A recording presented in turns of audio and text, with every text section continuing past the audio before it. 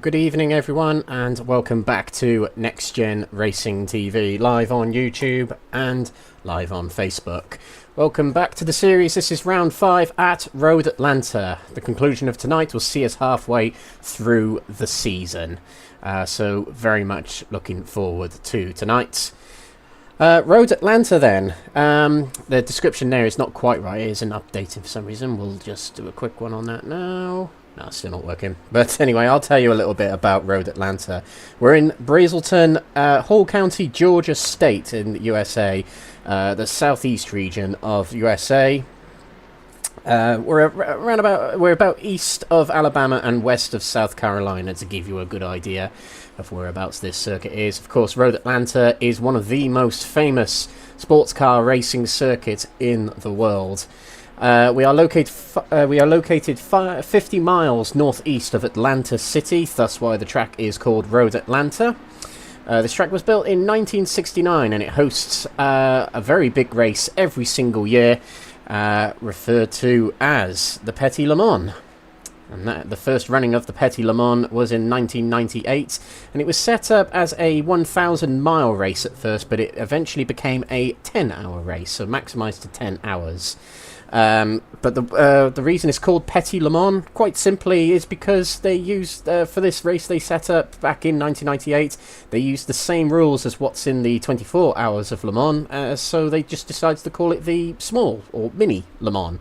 So, rather creative name, actually. So, that's a little bit of history for you. And did you know about Road Atlanta in 2015 in the Petit Le Mans?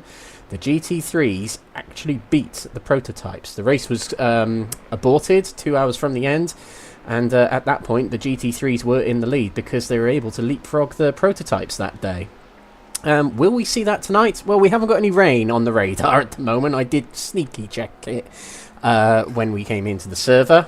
But, yeah, there's none on the radar for tonight at the moment, which is quite a shame. I'm desperate to see rain in this series, particularly as it would be the first of the Thursday night NXTGEN Racing Leagues to feature rain. And speaking of Thursday night NXTGEN Leagues, this is the multi-class league. It features the LMDH, or GTP, class, which we'll refer to as the prototypes.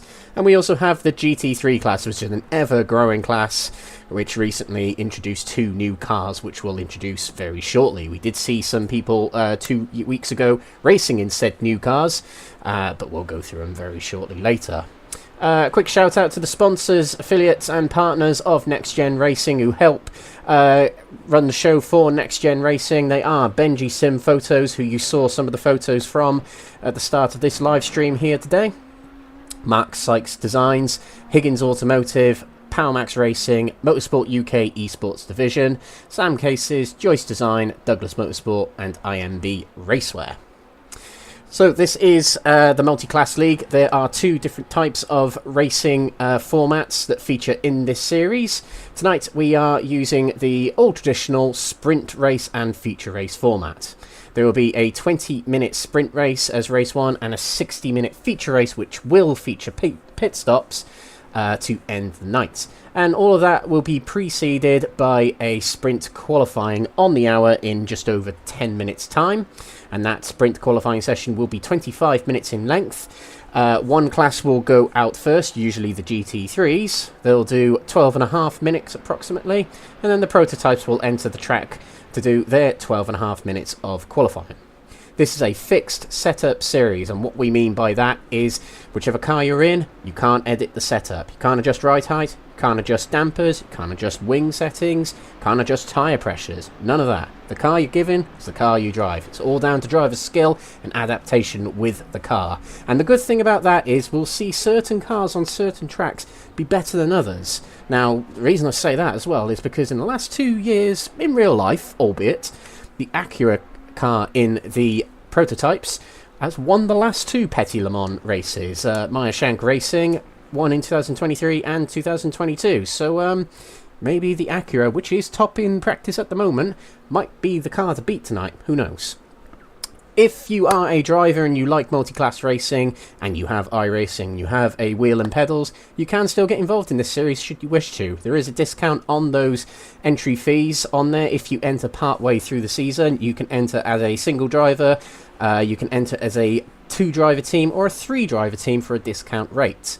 But get in touch with the admins. You can either message NextGen on Facebook or find the Discord link on the YouTube page or on the Facebook page to get involved with NextGen Racing. All communications are done within NextGen Racing's Discord. My name's Alex Everett, I'm your commentator tonight, and we are in round 5 of this season. So we started off all them weeks ago, over a month ago now, at Mugello circuit in the heart of Italy. Then we ventured west to the Motorland Aragon circuit in Spain. It was Silverstone that hosted round 3 of the championship and the first of our 3 2-hour endurances of the season. And then 2 weeks ago, as we had a week off last week, 2 weeks ago we were at the Indianapolis road course. And Road Atlanta today, 27th of June, but next week we're staying in America. We're going to venture south to the Florida state, and on Independence Day we shall be racing at the Sebring circuit for another 2-hour endurance. Round 7 will feature a relatively new track to iRacing, which is the Algarve International Circuit, also known as Portimao. Spa-Francorchamps will host round 8 of the championship, Imola will host round 9 of the championship, and Le Mans, of course. Where else is it going to end? That'll end the championship, and that'll be the third of 3 2-hour endurances. The cars that are featured in this championship. This has changed since the start of the season, of course, with the introduction of 2 new GT3 cars to the series. But the GTP class, the prototype class, it's the Acura we were just mentioning about the Petit Le Mans success of recent years. That's in this series. The BMW hybrid also is, but there's not many. There are 2 drivers I can see driving the BMW, but it's the elder of the 4 prototype cars on iRacing. The Cadillac, probably the more popular of the 4 cars, and the Porsche 968. In the GT3 class, well, we've got 8 different cars in this category. We've got the Audi R8, the BMW M4, the Ferrari 296, the Lamborghini Huracan, the Mercedes AMG, the Porsche 911 GT3, and the 2 new cars are the Ford Mustang and the Chevrolet Corvette Z06. So look out for them new cars tonight. We'll point them out to you when we see them on track. Very much looking forward to tonight's racing indeed. And before we get going, we've got a little bit more housekeeping, but they're only practicing at the moment. We'll get into qualifying in about 6 or 7 minutes time.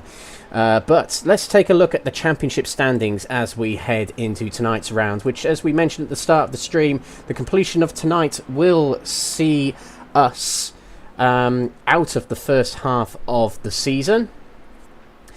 And heading into the halfway point of the season at the moment, it's Max Deleden at the top of the standings in the prototypes. Now, just to bear in mind that William Guthrie did score 0 points at Silverstone, and there are drop rounds in this championship. They will be applied later in the season. So effectively what a drop round means, if you're unfamiliar with the term, with the format, it means that your lowest scoring round will be zeroed. So your best 9 rounds will count towards your championship tally come the end of the championship. So that's just something to bear in mind, is that William Guthrie has a 0 to his name already, but it is Max Deleden who leads the championship. He didn't have such a good round at Indy, but on 144 points, he still effectively leads the championship for the moment. Guthrie is mentioned in 2nd position, and just behind him is Ben McCluskey. Gareth Williams on 4 points, our host of this series, and rounding off the top 5 is Hugo Silva. Rui Suarez in 6th with Jamie Dory in 7th, Stefan Wessels in 8th position with Sean Shute in 9th, Igor Martinez 10th. Over to the Silvers now, and it is Diogo Sá at the top of the standings. He's been dominant this season since he's turned up. He didn't turn up at Mugello, but since then he has pretty much won all but 1 race. It's been brilliant to watch. Double win at Indy Road, which means he leads the championship on 140 points. Paul Williams has had a good, consistent showing this season. He is in 2nd position, just 1 point ahead of Jorge Bentes. Miguel Alpalau missed the last round, but we'll see if he's back this week, which he is, and he's topped the standings in the Silvers at the moment. He's 4th position in the championship. Dwayne Hoffman in the 5th position for Full Tilt Racing, and his teammate Nathan Healy in 6th position. Sorry, Nathan Healy is not his teammate, do excuse that, I mixed up with another driver, but 6th place for Nathan Healy. Wesley Lewin in 7th, Pedro Ramada 8th, Mark Baker 9th, and Luca Monroe 10th. Over to the GT3s now, and the gold category. Karol Prochelka, again, dominant, but last round at Indianapolis did see the end of his streak of race wins. He had won 1, 2, 3, 4, 5, 6 races in a row, and it couldn't make it 7th as he was involved in a little bit of drama back at Indianapolis Road Course, but still a huge haul of points coming out of last week, and he leads the championship by 65 points ahead of Jesse Payne Wilkins, who's had good consistent scoring this season. Sits himself in 2nd place at the moment. Gavin Gardner, very good last 2 rounds, sits 3rd position on 114 points, and Ben Alshire in 4th. Kieran Smart is 5th, with Alan McCain, who has had probably the worst luck of every driver in this series. Let's see if this round can finally change that for Alan McCain. Ricardo Santos started the season really well, but missed 1 round. Sits 7th place at the moment, with Edwin Simpson in 8th position. Edwin Forsland in 9th position. Of course, he won the 2nd race last week at Indianapolis. And Russell Fowler in 10th. Over to the GT3 Silvers now, and it's Ben Bennyworth who tops the standings. Now, Ben Bennyworth won both races last time out, and his championship rivals heading into that round were nowhere to be seen last week. They were at Le Mans. Bit jealous. But Jake Pitt and Matthew Cheverton in 3rd place, but it is Ben Bennyworth with a good haul of points last week, which will help him later in the season. He'll only need to drop 15 points from Mugello, which means that net position, Ben Bennyworth leads the championship after drop rounds. Nigel Stock is in 4th position, and he's made a switch to the Mustangs, so I believe he will have to relinquish 50 points at some point. But I think there are a few drivers who are actually considering changing cars, either because they haven't, well, they say they haven't got a chance in the championship, but Nigel Stock's one of those drivers that decided to take on the new car. And basically what I'm saying there is when you switch cars in this series is you have to give up 50 points in your championship tally. It's to prevent drivers switching cars all the time, effectively. There's a consequence to it. Carrying on with the championship standings, it's Phil McDougall in 5th position, with Baz Meacham in 6th place. He missed last round at Indy Road. Kevin Stringer in 7th position, with Jochen Seeger in 8th. Mike Reedner in 9th, and Matt Emmons 10th position, whose first round was last time out at Indy Road. Over to the GT3 Bronzes, and Jeffrey Kruger still leads the way at the top of the championship, but he didn't have such a good round last time at Indy Road compared to Silverstone and Aragon anyway. It was Stephen de Gravelia who scored the most points heading out of that round, but Jeffrey Kruger still leads the championship by 21 points. Gravelia in 2nd on 130 points, and 5 points behind him is Elwyn Sykes. Andy Chell in 4th position, with Andy Rooney in 5th position. Davide Favo in 6th, Kevin Smith in 7th, who started the season really well but missed a few rounds, and we'll see if he can pick up points as the season goes on from now. Ruben Pino started his season at Silverstone, but he's been pretty good in most rounds, and he is 8th, with Eric Sivertson on his debut last time at Indy Road, and Daniel Fritz in 10th position. And before we go into qualifying, we'll just finish off with the Teams Championship, which we haven't shown on the broadcast yet this season, but we finally can. And at the top of the standings, surprise, surprise, it's full tilt pink, with the drivers of Karol Prochelka and Jesse Payne Wilkins, who together are scoring massive points in their categories. And that's basically what this is doing. It is accumulating or summing together each driver's category points to make up the championship. So how you perform in your category contributes to your team. So yeah, full tilt at the top of the standings, near 50 points clear of Snakes Unite Racing, which is Gareth Williams and Ben McCluskey, 2 of the admins of the series. Quatermass Motorsport, featuring Andy Chell and Ben Bennyworth in 3rd position, with Full Tilt Motorsport Green, William Guthrie and Hugo Silger in 4th. And 5th place, Crest Autosport of Nigel Stock and Stephen de Gravelia. So that's the championship standings heading into tonight, and we move on to qualifying now. And it will be a 25-minute session, as we mentioned. And the GT3s normally go first. The prototypes will follow in the final 12.5 minutes of the session. So drivers leaving the pits at the moment.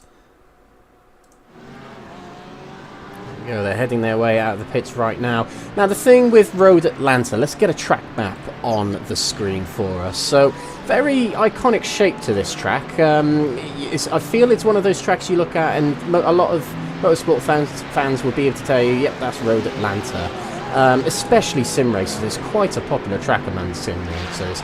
Although the one frustrating thing about Atlanta, and it's got to be said, is how difficult it is to overtake round here. And we're going to see that tonight. We're definitely going to see the prototypes struggle to overtake these GT3s. And they'll be waiting till this point in the track, which is the northwest point of the circuit you can see on the map there. And the long back straight, which comes after this corner we're heading through right now. That'll be the point that the prototypes, and of course the start-finish straight, will pass the GT3s and try to make up as much track position as they can. But going through the S's on the first part of the lap is really, really tricky with the prototypes at such speed and grip following these GT3 cars. So hoping that drivers can be sensible tonight. I did kind of say that this would be the more technical and trickier tracks of the bunch. So yeah, we've got to really keep our eye on incidents tonight. Karel Pachalka, our championship leader, not on track just yet. He's entered the pit lane, so I wonder what's going on with Karel Pachalka at the moment. You can just see him cruising through the pits at the moment. So Karel Pachalka, our championship leader in the golds, of course, heading into tonight. And a little introduction to the other cars that are out there right now. We are looking at one of the Mustangs here. So Matthew Cheverton doing very well in the silver category in the championship right now. Has decided to switch over to the Mustang. That will relinquish some championship points. It will be interesting because that will affect his championship chances. We've also got Nigel Stock in the Mustang. He drove it last time out at Indy Road. There are two Ford Mustangs in the field right now. I don't think there's actually any Chevrolet Corvettes. No, there aren't, which is quite a shame.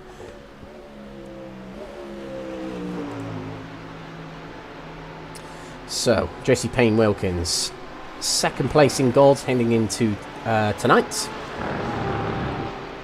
It's been a very, very dominant season from Full Tilt in the GT3 category, and drivers hopping themselves onto the board at the moment. Karel Pachalka will do an onboard lap with him, but he'll be starting his first flying lap very, very shortly. He might have been going into the pits just to get rid of some drivers in front of him, and this will be it then, a flying lap for him. We're on the start-finish straight right now at Road Atlanta, nowadays referred to as the Michelin Raceway, Road Atlanta. Turn 1, down to 4th gear he went, and through the uphill right-hander, now left into the S's, and right through the trickiest corner on the track in my opinion was turn 3. Through turn 4 and now the actual S's. Oh, getting very wide there and hopping over the curbs, which when you're driving on this sim seem very steep. You can go out wide there on the exit of turn 5. He did not get an off track there. You can utilise the edge of the circuit there. Braking into turn 6 we go, and then it's a little coaster, a little bit blip of throttle as we head into turn 7, one of the slower corners on the circuit. Down to 50 miles per hour he went in second gear along the long straight now. And we've got a car in front of us which is going to be very good slipstream for Karel Pachalka on this lap as we head towards the chicane, which is turns 10A and 10B. Here we go down the hill, braking as it flattens out. It'll be a left and right here, all the way across the curb, and then again to the right, timing it right so you get a nice straight line exit on this over this crest here. Turn 11 and now turn 12, the final corner. Look how much we gained on the car in front on that lap, and Karel Pachalka goes straight to the top of the standings, near 4/10 clear of Edwin Forsland on that lap. Superb lap. In the silvers, it's Ben Bennyworth at the top, and he's third outright in the GT3s, and he was following Karol Pachalka around that lap, so learning his lines, and that would have been very, very helpful for Ben Bennyworth, actually. But he's got a championship he's going to be gunning for now. He had a good round last time at Indy Road, and he will be gunning for big points this round as well to keep the fight going against Jake Pitt and Matthew Cheverton. Here is Jake Pitt in the Aztec Racing Porsche.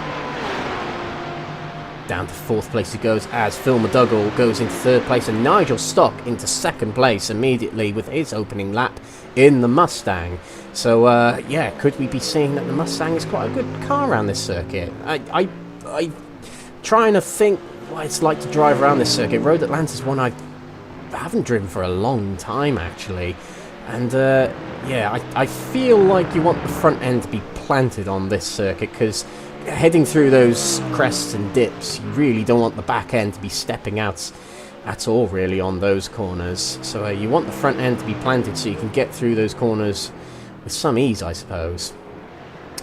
In the silvers, Jake Pitt goes to the top of the standings, a tenth quicker than championship rival Ben Bennyworth. So this is an exciting championship battle we're witnessing with the silvers, and it was a cracking race 2 rounds ago at Silverstone between those 3 drivers fighting out for the top of the silvers, as we see Jake Pitt go a little bit wide, heading out of turn 5 there.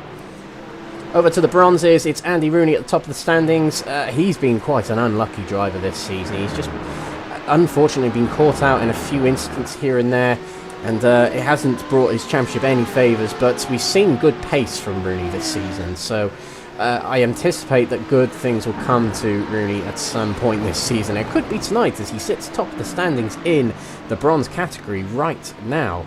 And of course the championship leader heading into tonight in the bronze is Jeffrey Kruger.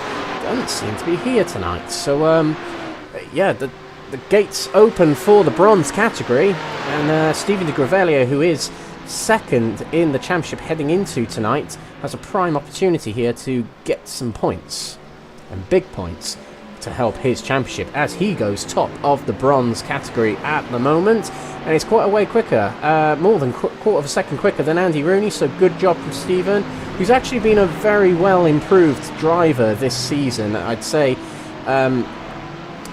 him, along with, I'm going to say Gavin Gardner as well, has actually been a very well improved driver this season. He started off the season, I'd say, well, low point scoring, I'd say, at the start of the season, but he had a very good round at Silverstone, and he had another good round last time out at Indy, finishing third in the feature race, and he really did challenge the top 2 spots for quite a lot of last week's race.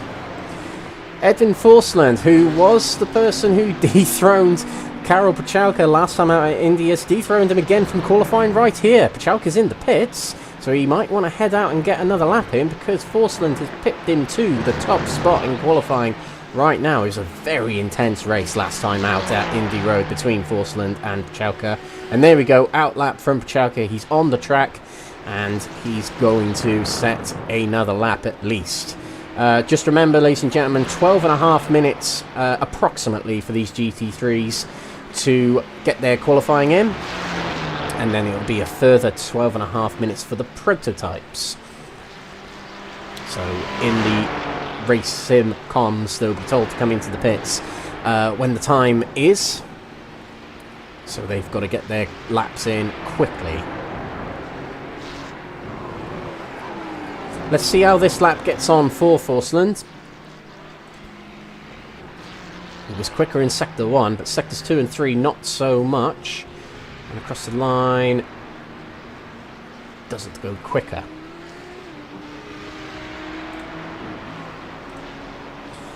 Okay, so Jake Pitt's in the pits at the moment, so it's down to Bennyworth now, really, to get himself back ahead of Jake Pitt. Matthew Cheverton, who's the other rival to the championship, to Bennyworth and teammate Jake Pitt, in a new livery this week, it seems.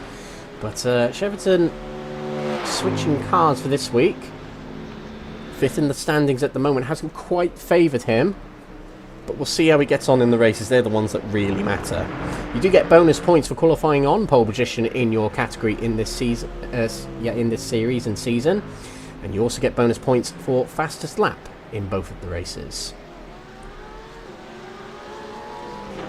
Still 5th for Cheverton, but you'll get another lap, maybe another 2. As it's a fairly short lap round here, 1 minute 19 or 18 for the quicker drivers in this category.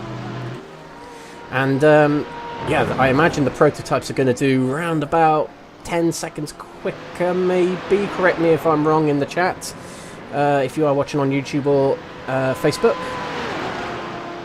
I didn't quite check the times coming out of practice, unfortunately, but we'll see soon enough. So let's see if Pachalka can respond to Forsland, and Pachalka will, you know, with the streak he had coming into last week, he might be frothing at the mouth to make sure he gets a win back coming into this week. I'm told by Dwayne Hoffman in the various interviews we've had with him this season that Pachalka is very competitive. I mean, most racers are, let's be honest, but Pachalka especially competitive, so we'll see how he gets on this week in response. And he did better his time, and he has gone to within, my word, quarter, excuse me, quarter of a tenth behind Forsland, so that's really not much. That's just breaking a little bit later into 1 or 2 corners, or just cutting the apex a little bit more on a few corners. So yeah, really, really close, and he's got another opportunity here. You can see he's going for it. And in the silvers, Matthew Cheverton did respond, and he's put himself into 3rd place. He's still 3/10 down from teammate and championship rival Jake Pitt, but he's higher up on the grid, and that's what matters for him. In the bronze category, Andy Rooney is at the top of the standings and Stephen de Gravellia second, but they're both in the pits. They're very close on times, but it seems that Rooney might well get his first pole position of the season in the bronze category. So big well done to him. As it stands, there's quite a few bronze drivers in the pits. Forsland will have one eye on the standings. Some of these drivers do have overlays on their screen whilst they're racing. They can see the standings. He will know that Pachalka's close, potentially. And good evening to everyone who is on the chat at the moment. We've got Katie Eames. Good to see you again, Katie. Sideways Games correcting me on getting the Porsche name wrong in the prototypes. Thank you. And we've got Costa Chats, who is racing in this series today. In the bronze category, he said hello on the chat for us as well. Now, the end of qualifying. So the drivers will be told completely laps and then make your way towards the pits, as Edwin Simpson puts himself into 3rd place in the gold category. But let's head back to Forsland. He's heading around the final corners. Can he improve his time? Oh, he did come into the inside of the corner very quickly then. I'm going to presume no. He's resetting to the pits now. Karol Pachalka, is he on a flyer here? Let's find out. Sector times displayed. Oh, they're not purple and they're not green either, so this might suggest that Pachalka is not on a best. I might be wrong though, I might be reading it completely wrong. Let's just see what happens here. We've also got Ben Bennyworth still out on track. He's just up ahead here. And in Sector 1, he was quicker than Jake Pitt. I think that's what that means on the sector standings. So let's see how he gets on. No, he's coming into the pits. But Pachalka carries on. And he did go purple in Sector 4, and he has gone quicker, actually. I stand corrected. Pachalka takes pole position in the final moment of the session. Pole position for him in the golds, Jake Pitt in the silvers, and Andy Rooney for his first of the season in the bronze category. Big congratulations to those 3 drivers. Now, we revert our focus to the final half of this qualifying session, and this is the ultra-fast prototypes. Now, William Guthrie is top of the standings, championship standings in... No, sorry, he's second in the standings, shall I say, in the prototype golds.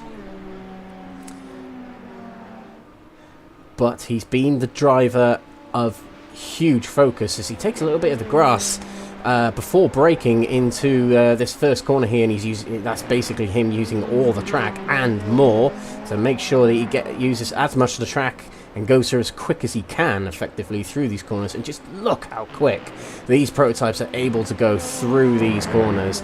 Now, of course, these prototypes are powered by hybrid, and they will need recharge laps, and then they'll have laps where they'll go for it at full deployment. Kind of like what you see in the Formula 1, kind of like what you see in WEC as well. And yeah, that outlap will all be all about charging up or maintaining full charge, and then they'll use it all or most of it on this lap. Let's see how fast he's going. 143 miles per hour, so nowhere near as quick as other tracks we've raced on this season, but they still look frighteningly quick through these corners. And these prototypes, although they're very well balanced and absolutely glued to the ground, and I did get it kind of right, they're about 11 to 12 seconds quicker than the GT3s, these prototypes. But yeah, although these cars are well bolted to the ground, they still require a huge amount of skill to keep them in a straight line and to actually utilise that grip to its maximum. So the driver's filtering through here, and a driver getting out of the way just off the track there. I think that was Wesley Lewin getting out of the way of Guthrie there. But we've also got the Silvers coming through, and Luca Monroe, welcome back to him. I believe he missed Indianapolis last time out. And welcome back to Miguel Alpalau, who did lead the championship early on in the season. He's back after taking a drop round, and here to see if he can put the challenge to Diogo Sá in the championship standings. He's top of the Silvers at the moment, and he's running a bit slow here, charging up potentially, and he'll go for a flying lap presumably on the next lap. A new driver tonight joins us in this series in the form of James Spagascale. He's raced in seasons previously, I'm told, but I welcome along to James, who will be racing for the Aztec Racing Team this season. So welcome along to him. We're going very quick through turn number 5 there, notorious turn number 5. And there's a lot of swapping of positions in qualifying at the moment. Mark Baker to the top of the standings in the Prototype Silvers on that lap he's just completed. And in the golds, we've got 3 drivers who have set times. Now, Ben McCluskey has put in a fairly slow out lap for himself, a recharge lap, and he just puts in a new one. He's just shy of half a second down, but he puts himself into 3rd place. Max DeLeeden, leader at the championship. He'll be keen to get as close as he can to Guthrie and put the challenge to him. Jamie Dory puts himself on the standings in the beautiful purple and cyan, or magenta and cyan next-gen livery there. Through turn 5 he goes. Not quite using as much of the track as the others. And we've got Ryan Walker. So I think it's Ryan Walker's first race tonight in this season, so welcome along to Ryan Walker for Altitude Esports. Sean Shute, taking a spin there and just about avoiding it was Ryan Walker. And that's the thing with turn number 5. And we'll just get a replay of that. Sean Shute going through turn number 5 then. That's the thing with turn 5. You can run off wide, but it's very bumpy out there, and that will unsettle the car. So there we go. Yep, it just hit a bump wrong, and that will damage the car quite a lot, actually. As you can see there. That will upset the car going across those bumps the wrong way, and my experience of racing at Road Atlanta, it happens quite a lot, not just in the prototypes but in the GT3s as well. So it's going to be interesting to see that tonight. Dwayne Hoffman with a good qualifying at the moment. He's 3rd place, but just put themselves on the top of the standings is Paul Williams. Now him and Mark Baker in the rendition of the Bentley livery from the World Endurance Championship Le Mans days. Do like that livery, that rendition of the livery. Oh, as he gets a little bit held up by Jamie Dory there, heading into turn number 5. Paul Williams is still at the top of the standings at the moment, though, with a 1 minute 8.7. But very close. Look how close it is between him and Mark Baker, his teammate. 5,000ths of a second. Real close. But let's see what others can do. We're still waiting for times from Diogo Sá, our championship leader, and Sean Shute. Now, we see... Well, there we go. We're seeing them come through. Alpalau to the top of the standings, and then Diogo Sá immediately after, straight to the top. And he is just over a 10th clear of his teammates in the eRacecraft team as he moves off the track to let by other drivers so he can recharge his hybrid. But Alpalau there, a very good lap from him, but he was pipped by his teammates. just after him then. And we've got another driver sneaking into the top 3 there. Lucan Monroe, we were just talking about him just a moment ago. He goes into 3rd place in the standings here. So it's really all coming together for the Silvers at the moment.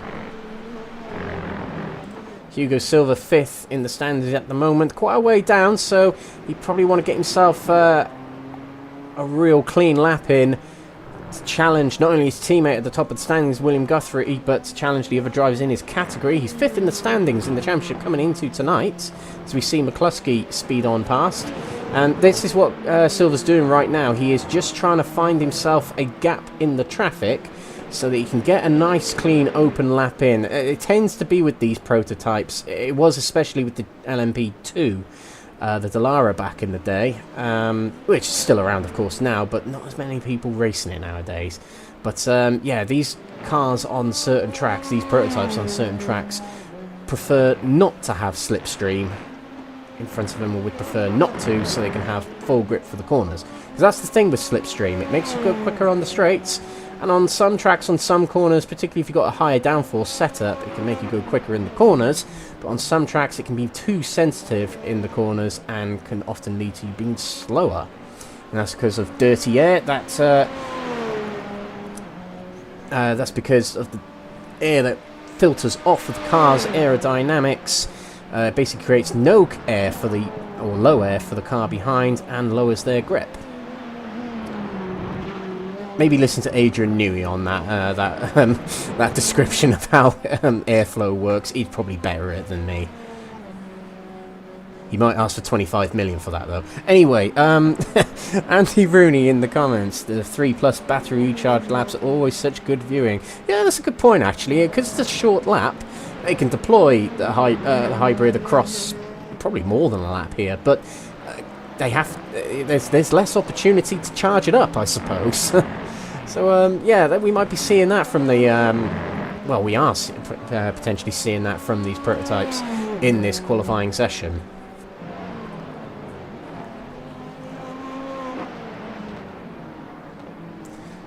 Okay, so Alpala has put himself back into the top of the standings while I was blabbing away about aerodynamics, and he's more than a 10th clear of Diogo Sá. So this is what I've been looking forward to, is a proper battle between these two teammates of Miguel Alpala and Diogo Sá.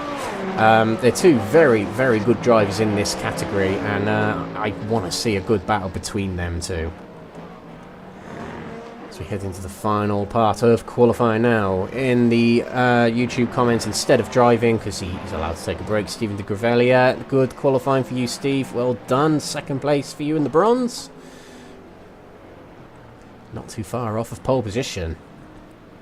And Alpala's come into the pits, and that will be the end of his qualifying. He seems content, but his teammate and rival, Diogo Sá, is still going for it. And this looks like a fairly quick lap. So let's stay with Diogo Sá on this one, and let's see how he gets on. Absolutely killing the curbs through the S's there, and through turn 5. That looked very clean indeed. Didn't look like there was any wobble from the car going across those bumps. Now into turn 6 and 7, really smashing those curbs into turn 7. Now the timing of the putting on the throttle through turn 7 there is crucial, because you want a straight line exit and you want to time it so you can get the most top end speed down this straight. Let's see how fast he can go down the straight here. Much faster than the GT3s. That was 180 plus miles per hour.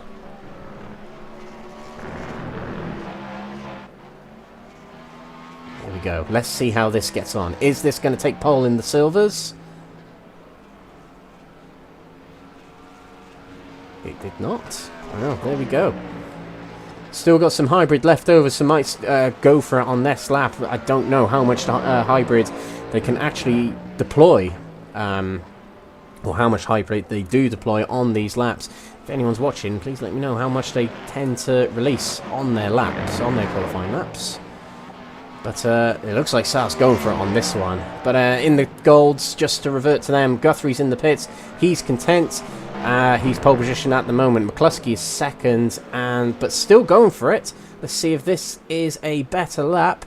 It was 0.125 down and remains So it is fairly close, just over 2/10 between the top three here, so that's probably the closest we've seen this season from the gold, so we're in for an interesting race, it seems. Oh, I think he pushed a little bit too hard through 10A there, did Diogo Sá, but it might not be the end of the chances there. Comes across the line and does not go quicker, but gave it a good go. But it will be Alpala who gets himself the bonus point of pole position. Will start at the front of the silvers in our opening race of the night, the sprint race, which, a reminder, ladies and gentlemen, is a 20-minute race. We have still got some drivers on the track at the moment, so we'll just keep an eye on them. It's McCluskey and Max de Leiden of the Golds.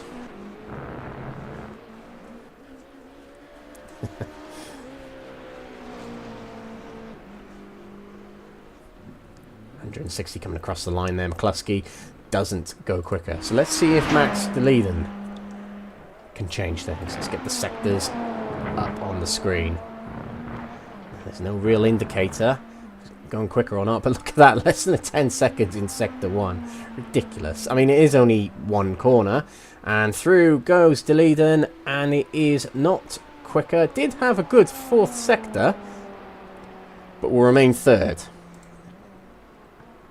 And that's the end of qualifying there. So our first places, our pole position holders are William Guthrie, Miguel Alpalao in the prototypes. In the golds for GT3s, Karol Pachałka. Silvers will be Jake Pitt, and in the bronze will be Andy Rooney. So, interesting qualifying session there, but it's all about the race. And, yeah, going through the S's on lap number 1. Yeah, we're going to look forward to that, aren't we, ladies and gentlemen? That's going to be very interesting, particularly when the prototypes come around to lapping the GT3s as well. 11 seconds between them, and a 1 minute 10-ish lap for the prototypes. We're going to see him catch him pretty quickly, is the conclusion to that. 6 laps, I calculate. Yes, Katie, carnage incoming. Yes. Well, let's see. Let's give these drivers a little bit of credit, shall we? We never know, and it's a very short formation lap here at Road Atlanta, so pretty much as soon as the prototypes get going, they're getting ready to start the race. In the GT3s, they hold back from the prototypes, so as soon as they get going, it will probably turn green for them, so they've got to be on the ball, these GT3s, particularly towards the back of their grid, because as soon as they get going, they're going to be racing. So as soon as those lights go green, that's it, you go. Whereas these prototypes, they're going to lead their way to the line, and they are instructed by the rules to remain at safety car speed until the marshal waves green. It's not like in probably ranked lobby racing on iRacing, where the drivers kind of do what they want once the pace car or safety car is in the pits. With this, you've got to remain in formation at a consistent speed until the race is officially green.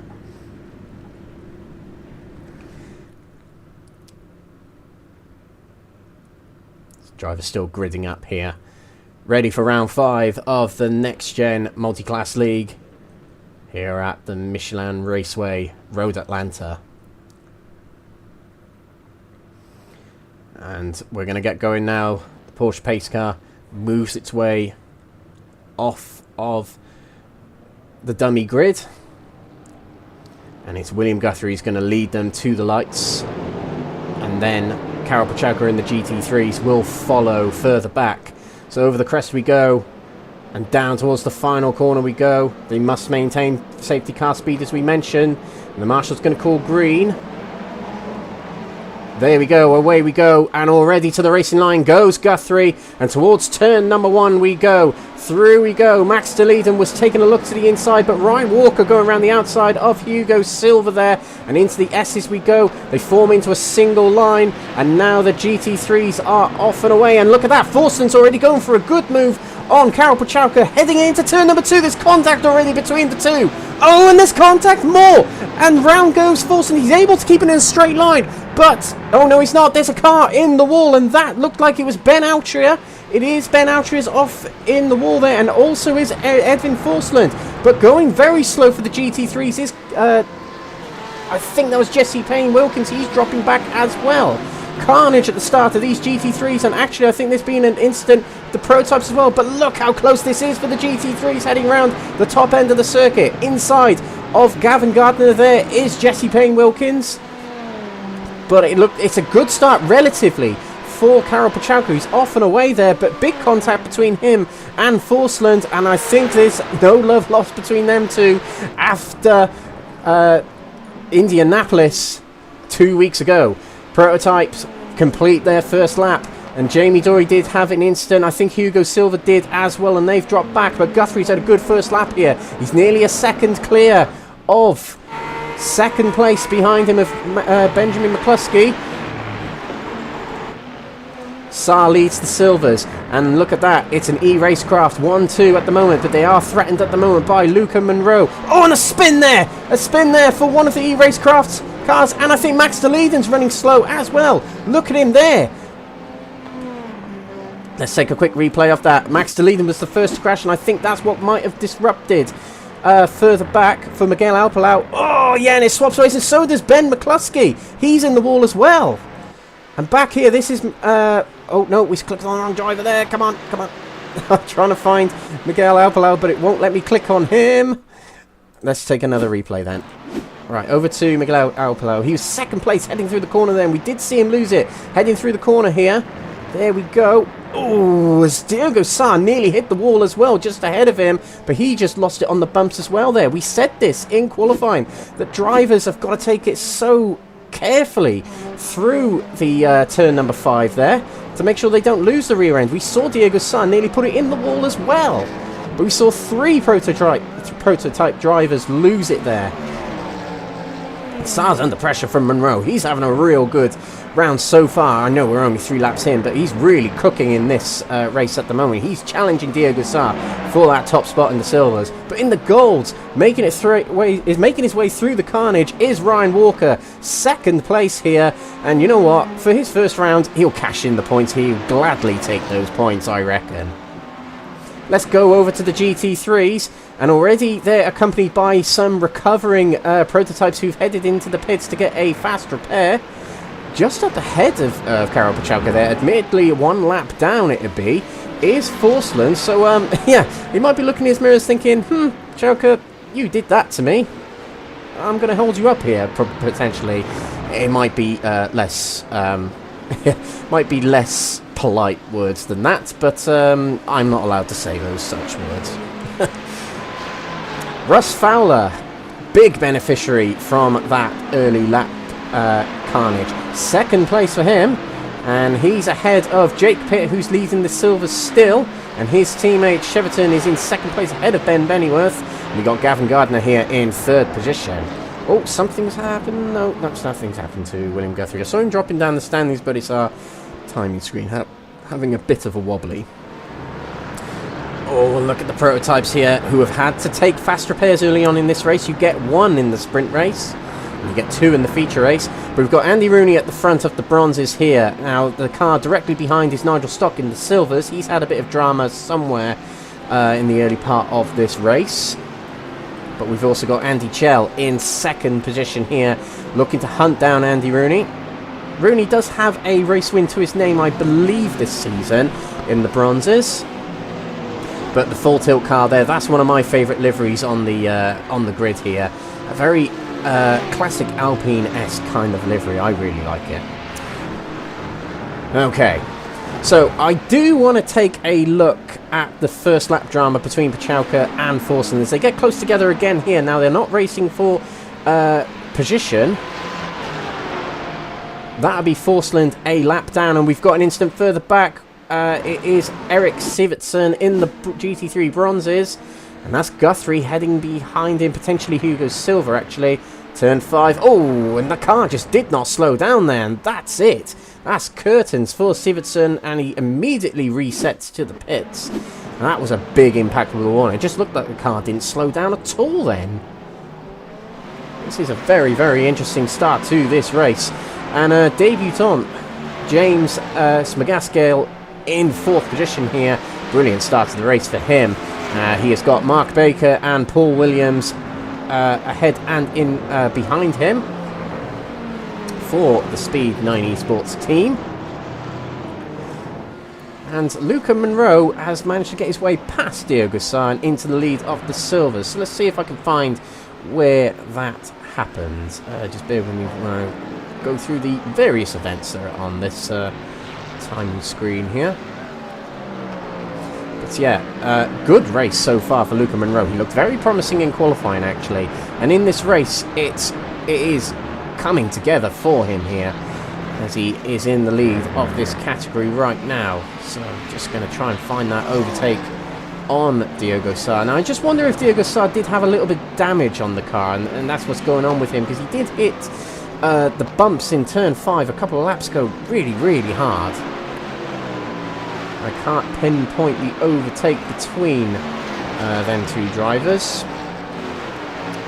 unfortunately. But Monroe leads the Silvers. Pachauka leads the GT3 Golds at the moment. He's quite a way clear.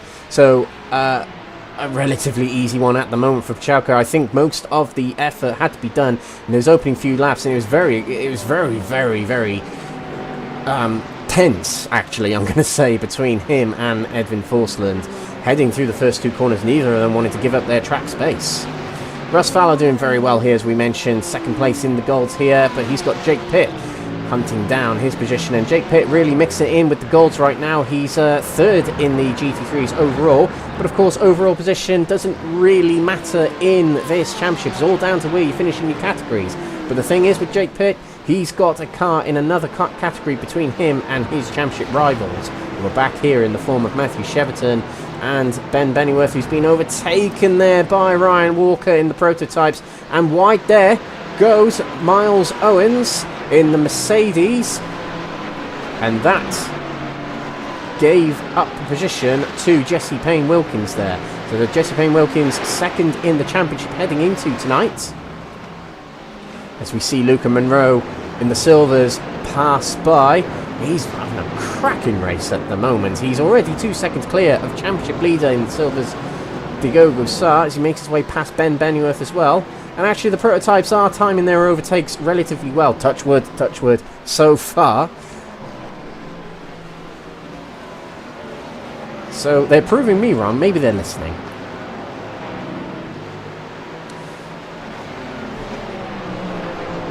Okie dokie. What else is going on? Let's take a look to the bronzes here. It's fairly close between this category. There's a 2nd between each of them.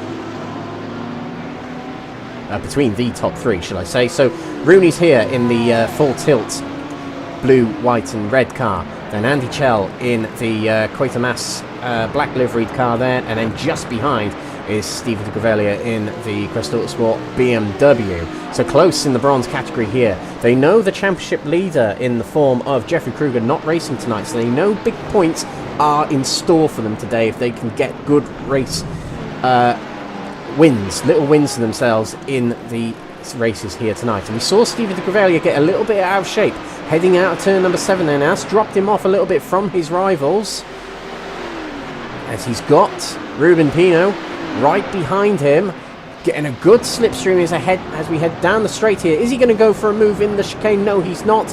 He's going to save it for another corner, it seems. Tiptoe their way through the chicane and then over the crest they go. It can be quite easy to lose the car going over that crest. You want to straight line it to make sure the car, A, doesn't bottom out and 2, doesn't spin.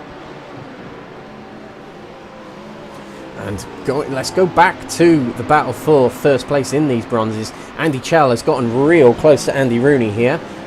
The 2 Andys facing off against each other. This is the front view from Andy Chell. Ahead of him is the full tilt car, and they both missed the apex a little bit in the S there, and they had to ease off the throttle. But a good turn number 5 there through the apex for Andy Chell. He seems comfortable in that Lamborghini, probably one of the harder cars to handle in the field, and he did look to the inside going into turn number 6. but it wasn't going to be a move that worked. It's not the most traditional overtaking spot, and you can see he's differing his lines here. He's taking later apexes through these corners, trying to get a good straight line exit from the corners. But it's a four-way battle, realistically, for this bronze category at the moment. We'll check back in very shortly on these. Let's just keep an eye on the other categories. Let's head back to the prototypes. We've still got William Guthrie at the top of the field in the golds. He's got a relatively easy race here because McCluskey, Gaz Williams and Max de Leiden have all had incidents. And I think it just means that Guthrie can relax a little bit here, and it's good introductory points, shall we say, for Ryan Walker here in second place. In the silvers, we have got Luca Monroe. Actually, we're going to cut back to this very shortly. We have had an incident with Andy Chell. He's gone off the track somewhere. We've got a replay here. Oh, that's already happened, so let's go back a bit more. Let's go back even more than that. Yeah, it looks like he's just lost it going through the chicane there. And he's facing the wrong way. And the thing is, that's so horrible to be in that position where you can't reverse back on the track because, well, you just reverse in front of other cars. It's not the right thing to do, and that's what Andy Chell complied with. And that's put him out of contention for a potential win in this category. Rooney has got a little bit of breathing space between him and second place now, Stephen de Grevelier. So he's going to go for it. And he's also got a silver car between him and de Grevelier in the form of Jochen Siegert here. Let's head back to the prototype silvers we were just talking about before we cut away. And it's Luca Monroe here. And actually the gap between him and Diogo Sá has come down, actually. It's just over a second now. So Diogo Sá, amongst cutting through all the GT3 traffic, has caught up a little bit of time to Luca Monroe. We've got Paul Williams in third position here, away back from Diogo Sá, but for Paul Williams this is good points, and this is what Williams has been doing great this season, just cashing in the good points, and that has put himself in a good position in the championship of second place. He's battling with Jorge Benitez at the moment, who's down in 7th in category, so this is good for Williams in his championship. And you know, Andy Prio is a driver I tend to reference. There's a lot of traffic by here on this straight, but yeah, Andy Prio is a driver I like to reference. Although it's touring car racing I'm talking about there, he's a driver who didn't need to win a lot of races to win championships, or do well in championships, shall we say. Keke Rosberg is a good example of that. He won in the 80s. Oh, as Jake Pitt didn't see Jorge Benitez coming there, and there was nearly contact between them. We got a 3 wide back there. That was Jamie Dory and Max de Leiden side by side as Jamie Dory goes off. Oh, he just about keeps it going. Fantastic. His Moser racing wheel definitely gave him some force feedback then to let him know, yep, you're sideways, Jamie, getting in a straight line, and he did that so well. Unfortunately, Costa Chats has had to retire from the race. PC keeps crashing. You know, iRacing's a bit intensive nowadays, unfortunately. A good PC to run it. It's, yeah, I struggle even now with my fairly decent PC. But when driving, of course, that is. Karol Pachelka, top of the standings here. Him and fellow full tilt leader in this race, William Guthrie, both having an easy running at the moment. 10 seconds clear is Pachelka at the moment. And Silver's leader here, Jake Pitt. Now, what's going to please Jake Pitt is he's got another car between him and his rivals. And they've been split by gold drivers as well. Cheverton back here, as we see Jake Pitt getting overtaken by, I think that was William Guthrie then. Seems to be that corner for Jake Pitt. He's getting overtaken in. But yeah, Cheverton has got Jesse Payne Wilkins between him and Ben Bennyworth here. But I reckon we're going to see strategy alterations between, or differentiation, should we say, between these three drivers. As that seems to be what they're rivaling in, is getting their pit stops absolutely right, tying them just right so they're not caught up in traffic, and trying to force undercuts and overcuts on each other. We definitely saw that at Silverstone 3 weeks ago between these three drivers, and it turned into a brilliant race between them. Let's head over to the bronzes. Ruben Pino, very close between him and Luca Monroe, and Diogo Sá heading through turn number 5 there, and he has got himself ahead of Stephen de Greveglia. See if we can get not quite, but yeah, into second place goes Pino, and actually Andy Rooney quite a way up the road, 3.5 seconds clear. He's got a good race in the books at the moment. I was saying earlier on, he's actually not had that much luck this season, and this race at the moment, touch wood, has really fallen into place for him. So good points for him at the moment, with less than 4 minutes to go. This race has flown by.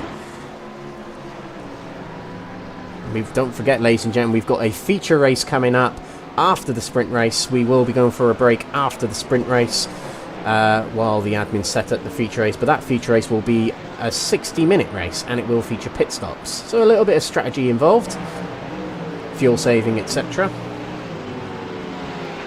And don't forget, ladies and gentlemen, next week we have got wrong one, we have got the second of our 2-hour endurances, and it will be at Sebring. And it's on Independence Day as well, which is rather fitting, but for the contingent of British drivers here, it's also election day for us. So quite a busy day for the Brits in this series, heading off to vote and then heading back into the rigs to race. And Matthew Cheverton has got no cars between him and Jake Pitt now, as Gardner has made his way through and passed. He maintains third place in category. Again, good points for Gardner. That's what he needs, especially as second place in the championship. Jesse Payne Wilkins is behind him, admittedly only 1 place, but it's fairly close between Payne Wilkins and Gardner, only 6 points between them. So this is good for Gardner. Oh, as he goes wide, coming out of turn 1, he has to evade onto the grass there. Oh, and it's very close between him and Jake Pitt. Oh, that could have been very, very teary for them two there, as we got prototype drivers coming through, and and there's a spin there from a full tilt driver. That was Jesse Payne Wilkins. Into the wall he went. He lost it coming down the hill. Was there contact though? That's the only thing I'm wondering. There's a prototype driver heading past. Oh, he had to evade, and he lost the rear end as a coincidence of that, as a result, sorry, of that. And that's really dampened Payne Wilkins' chance of good points in this race. No one's fault there. It's just Jesse Payne Wilkins had to evade off the racing line, got onto the marbles, and it just lost the rear end. That's what we were talking about at the start of this stream. The S's are so difficult to get your car through. And having to change directions with the cars passing by around you, it can be very difficult, and that's purely what happened to Jesse Payne Wilkins there, and he's had to take a fast repair now. He'd be towing virtually back to the pit, and he might miss the end of this race. I think that might end up being a DNF for him, unless he can get himself back out onto the track. We'll see if he can, but basically if he DNFs, doesn't go back out onto the track, it'd be 0 points from him in this race. But if he can get himself back on track with a fast repair, as we see a car off there, that's Luca Monroe. Luca Monroe's in the wall. He was leading. This race just doesn't cease to amaze us, and that's a move between. That's an overtake from Diogo Sá on him. So let's just go back even further. This is Diogo Sá's move on Monroe, and hopefully there was no contact eventually between them. So here we go, getting past the GT3 car, and Monroe had to back off a little bit, but that allowed Diogo Sá to get a much better exit through the final corner, and past he goes. But Luca Monroe here, heading around turn number 1 here, trying to keep up with Diogo Sá, very close to him here. Oh, as he goes on the grass, he does make contact. He wasn't able to brake whilst on the grass, and it just skids off literally into the wall. What a good race he was having, and it's just been ruined there by touching the grass, and the car just gives way on him. That does allow Diogo Sá a relatively easy run towards the end now, but we're going to have to revert our focus as we are at the end of this very dramatic race. Every category has had something going on within it. But William Guthrie, despite all, has managed to make himself get to the end at the top, and another win for himself. A double win last week, and it looks like a early win in this night for him. William Guthrie will cross the line to take the win in the sprint race here at the Michelin Raceway, Road Atlanta, round 5 sprint race. And Diogo Sá will be the victor in the silver category. I'm just going to check on the other categories before we divert. Yep, it's all in order, which I like. Diogo Sá will be next to come through. Now he had to fight for that one, although it looks very comfortable where he is a 10-second lead as he comes across the line to take the win in this sprint race. He did have to fight for that one. More big points for the Portuguese driver. Karel Pachauka takes another win. Redemption for him. He missed out on a win in the second race at Indianapolis. And we'll go back to that opening lap between him and Forslund to see exactly what happened between them two there, because it was all a bit exciting live for us whilst we were watching it. Jake Pitt converts pole to win in the silvers. He had to work hard still for that one. He didn't have to work hard in the form of battling his rivals, but he had to keep his pace up in order to maintain first place. And Andy Rooney will take a win in the bronze category.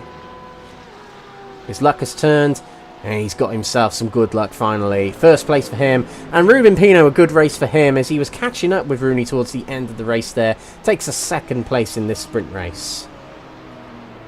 Whew. I need to lie down after that one. That was an incredible race. Drama left, right and centre. As we mentioned, pretty much every category had something major going on in it. A lot of upsets in that race. But actually in the golds, in the prototypes, although McCluskey and Deleden had issues, had crashes, shall we just say it as it is, they still managed 3rd and 4th in category. So still good points for them, but they'll still be kicking themselves over the instant. Races are races and they don't want to make any mistakes. And I do think that this race has been won by those that haven't made mistakes. Diogo Sá kept composed, got himself the lead back. Pachauka kept it going on that opening lap where there was contact between him and Forslund. Right, we are going to go to the start of this race and we are going to watch the battle between Pachauka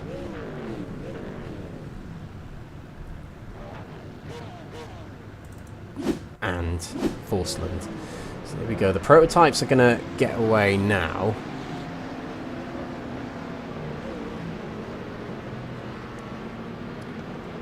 We'll slow it down so we can see the actual goings on between Pachauka and Forslund. So they get through the final corner, but actually Forslund's got a good run on Pachauka. Pachauka goes straight to defend it, forcing Forslund to the outside, and he had to back off because the gap was closing, but a very good exit there from Forslund. Now we'll slow it down here, so they get close together here, and they're just trying to make it through the corner, but they're very, very close there. It's a very hard braking zone here, and the two come together there. Pachauka goes a little bit sideways, but across the curb goes Forslund, and he's pushed straight to the outside there.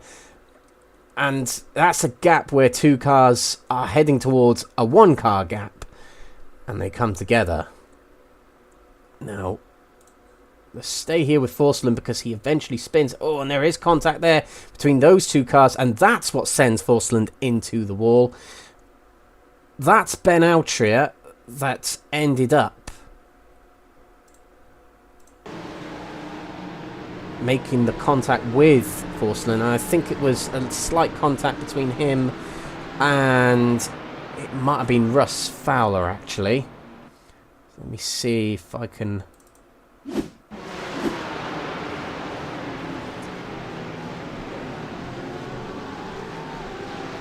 I'm not quite sure who the CSA car was that was involved in that incident. Gold category... I think it might have been Edwin Simpson actually, but yeah, that was That was quite the race, actually. Andy Rooney in the comments there.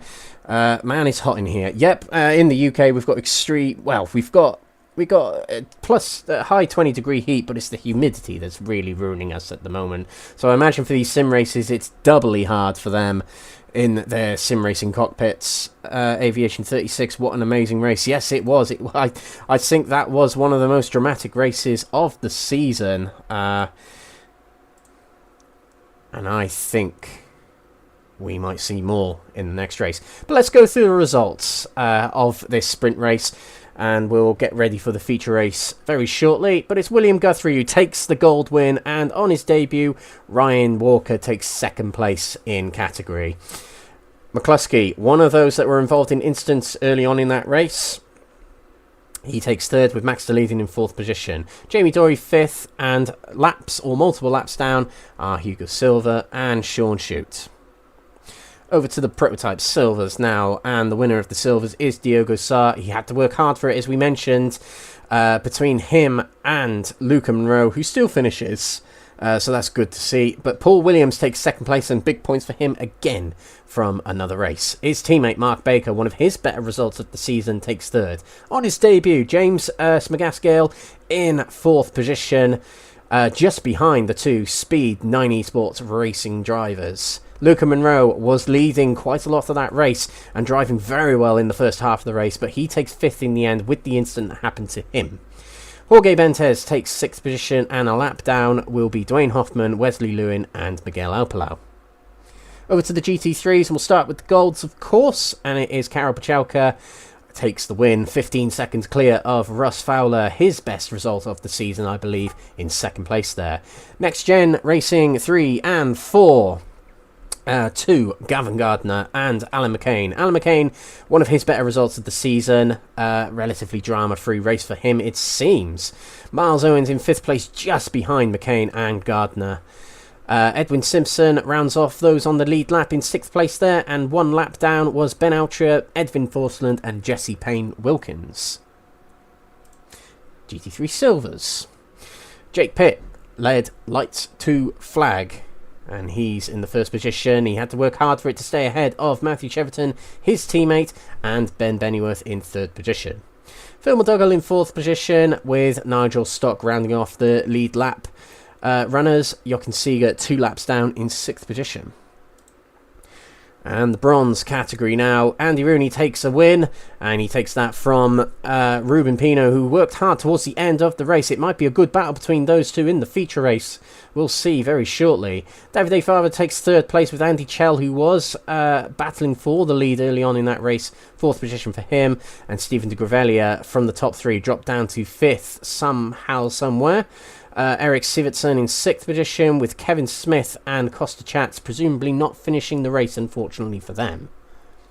So there we go, ladies and gentlemen. That's been the opening race of the night.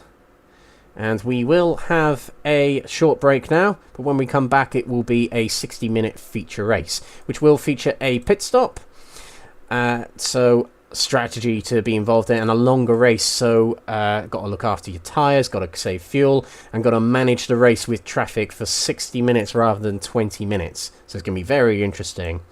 We'll be back soon, ladies and gentlemen, with the second race of the night. Don't go away, we'll be right back.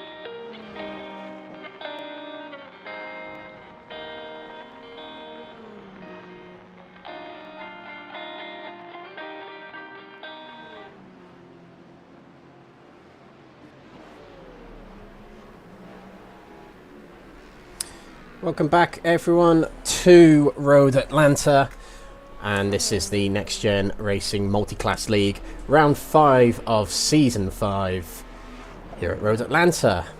A little bit of housekeeping before we get back underway with the racing. We've got around about 5 minutes to kill here.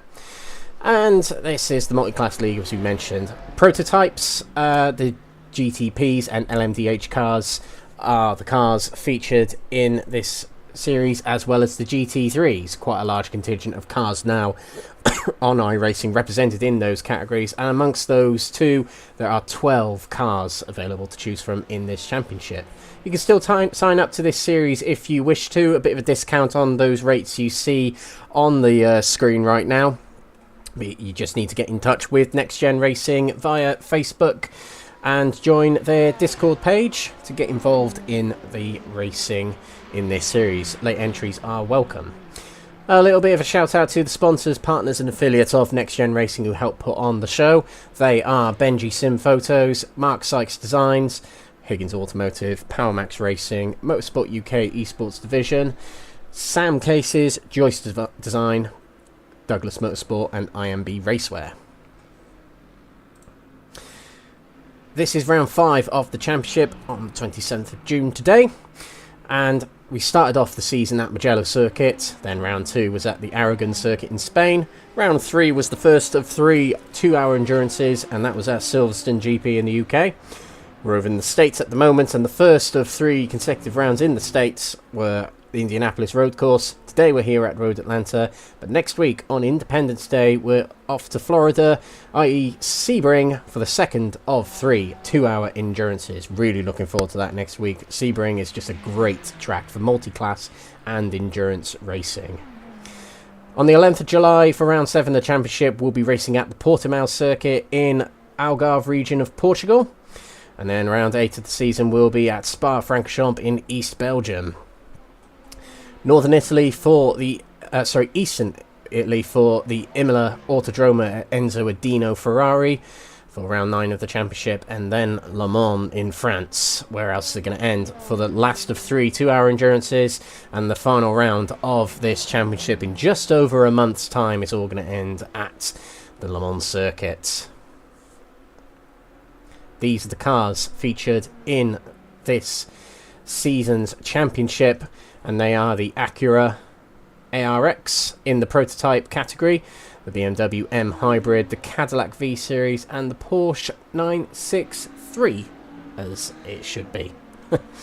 And the GT3 category, 8 cars available, and all of different marks. They are the Audi R8, the BMW M4, the Ferrari 296, the Lamborghini Huracan, the Mercedes AMG, the Porsche 911, probably the more popular car of the category, particularly in this series, and new cars to iRacing very recently in the form of the Ford Mustang and the Chevrolet Corvette.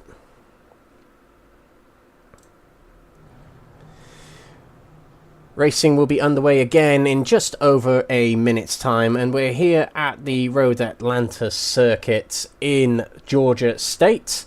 We're about 50 miles northeast of the city in Georgia of Atlanta, thus the name of the circuit, Road Atlanta, which nowadays is referred to as the Michelin Raceway Road Atlanta. And of course, as we mentioned at the start of this stream, Road Atlanta, the Michelin Raceway, hosts the Petit Le Mans each year, which is a 10-hour endurance race, part of the IMSA Championship as well.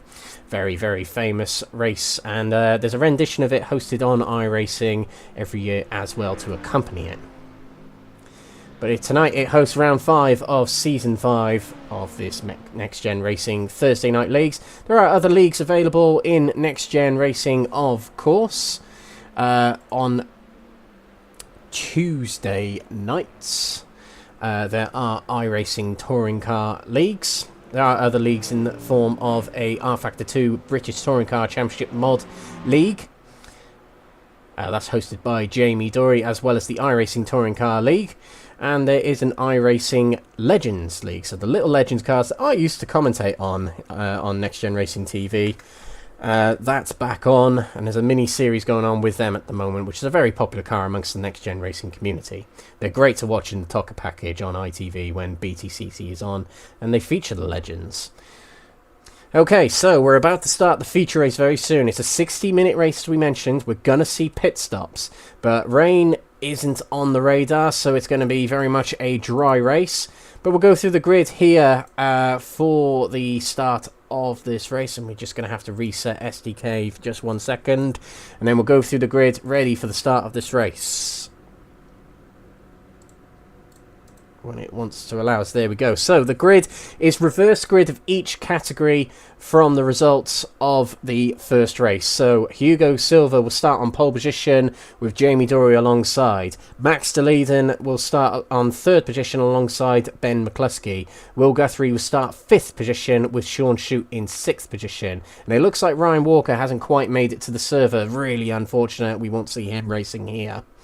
We've got Miguel Alpalau in 7th position, and we've got Wesley Lewin in 8th position. 9th place will be Dwayne Hoffman with Jorge Bentes in 10th position. Luca Monroe 11th with James Smagascale in 12th position. And we're going to have to cut that grid short because the drivers have got away very, very quickly here. I wasn't able to get through even half of the grid. But we're making our way towards the final corner here, and we'll start this race. It'll be Hugo Silva, another green full tilt driver, leading us to the start. And let's see how this race gets on. 60 minutes here for round 5 for the feature race, and away we go. Looks like a good start from Jamie Dory on the outside here. Max de Leiden's looking to the inside already, but Jamie Dory around the outside will take the lead and nearly goes off the track. But it is now again sideways between him and Hugo Silva. Huge contact between most of the prototypes here. Oh, and some drivers managed to make it through relatively safely, but Max de Leiden is one who hasn't. Meanwhile, back in the GT3s, they're catching up here, and it is Forsland at the front of these GT3s as they head through the S's right now. And there's another prototype off on the right we can see there, but these GT3s right behind these prototypes, and that's really going to disrupt them on this opening lap here at Road Atlanta. Payne Wilkins all over the rear of Forsland. His teammate is Pachauka, and his race nearly got affected by Forsland in front. And Forsland won a race, don't forget, at Indianapolis. So it's a very good chance that he at the front here might well get a good lead away at the front here, and might be able to cash in a win if he can keep himself relatively out of trouble. For the Silvers here, Nigel Stock had a very good start, and he leads the category by quite a gap, actually ahead of Phil McDougall, and he's trying to catch up with those golds up ahead. Back to the prototypes. Guthrie, a good start to this race. He's only a second clear of McCluskey, but he leads this race. And yeah, with all the cluster that was happening, as quoting Keir Worry in the comments there on YouTube, yes, quite the cluster. It it has actually benefited Guthrie to be to the lead of this race already early on in this race.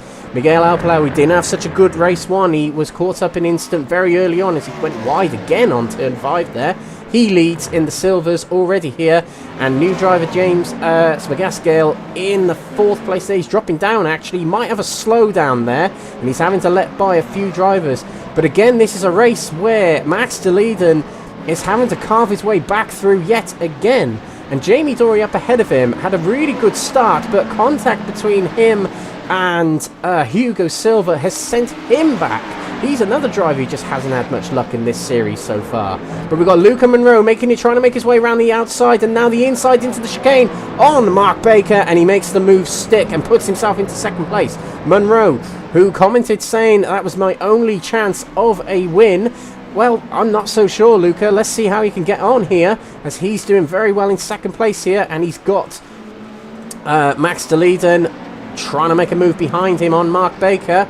And Max de Leiden will try and get himself through this pack here to get himself back into the top 3 contention in this gold category. Back over to the GT3s. Forsland, who qualified pole, remember, for the sprint race, but retired, I believe, from the sprint race with the lap 1 incident involving him and Pachalka, as we're seeing the prototype full tilt green car of Hugo Silva back out on the track there just ahead of Forsland.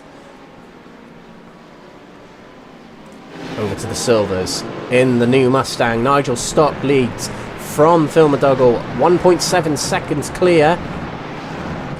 And Jake Pitt is all over the rear of the CXR car in the neon green colours just ahead of him. And Jake Pitt with a very good start to the night, winning the sprint race. He's now got Ben Bennyworth alongside him, but he's got the inside, has Jake Pitt, for these 2 corners, and not challenging it. Next here is Ben Bennyworth, but he has got Matthew Cheverton on his inside, but Ben Bennyworth keeps calm and keeps it powering around the outside to maintain his position there. We did see Stephen de Gravelia get out of shape there, and that's going to relinquish the lead to Ruben Pino, who had a very good race 1. And he takes the lead in the bronze category here. Let's head back towards the golds. We've got de Leiden trying to make his way past Baker still. And he's got Jamie Dory right behind him for company as well. Can't quite find a way through. Now the thing is with these prototypes, because it's a relatively short track for them, it's quite difficult to slipstream down the straights, get optimal hybrid deployment, and to make overtakes. So it's all got to be done with good exits from the corners and late braking into said corners. You see here, de Leiden's not quite catching on the straights here through slipstream. It's very difficult to overtake in these prototypes with those in your same class. But he does have a good exit from the chicane, as we mentioned, and he makes his way past Mark Baker. Baker will know this is not his race. He's in a good spot here. 2nd place in category. He will know that's not his race, and he needs to just push to get the points in this category right here. Back to the GT3s. As we mentioned, Forsland has a bit of an advantage in that he started at the front in this race. Meanwhile, where is Pachalka? Pachalka, nowhere to be seen here. He is a long way down in 9th place and a long way behind the leaders. So something has happened to him. I'm going to see if I can quickly find out what has happened to him. But this is another feature race setback for Pachalka. Now, he's not going to be hugely worried about his championship just yet. But it is 2 feature races on the trot where something's happened to him. And he's alongside Nigel Stock there, I think. There is it's net code between the 2 of them.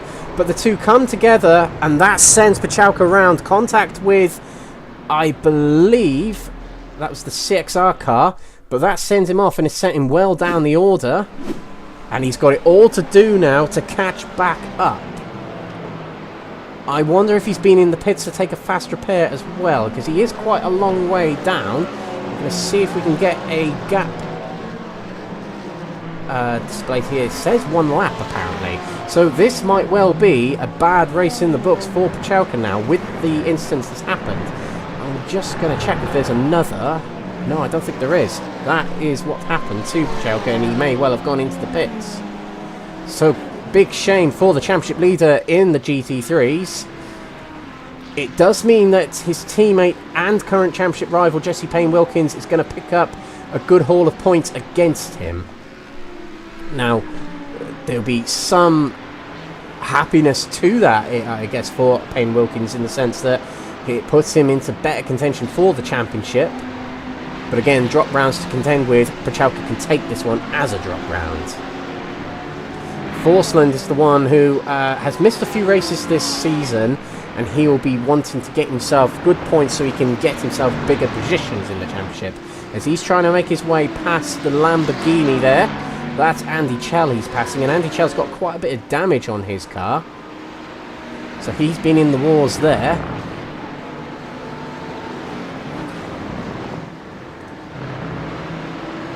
Stock still leading in the silvers, but Jake Pitt is catching up, and McCluskey is passing by Nigel Stock there. Jake Pitt has got a good run on this lap on Nigel Stock.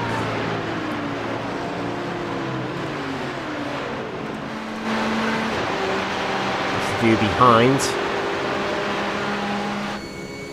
And up ahead there in the Mustang is Nigel Stock.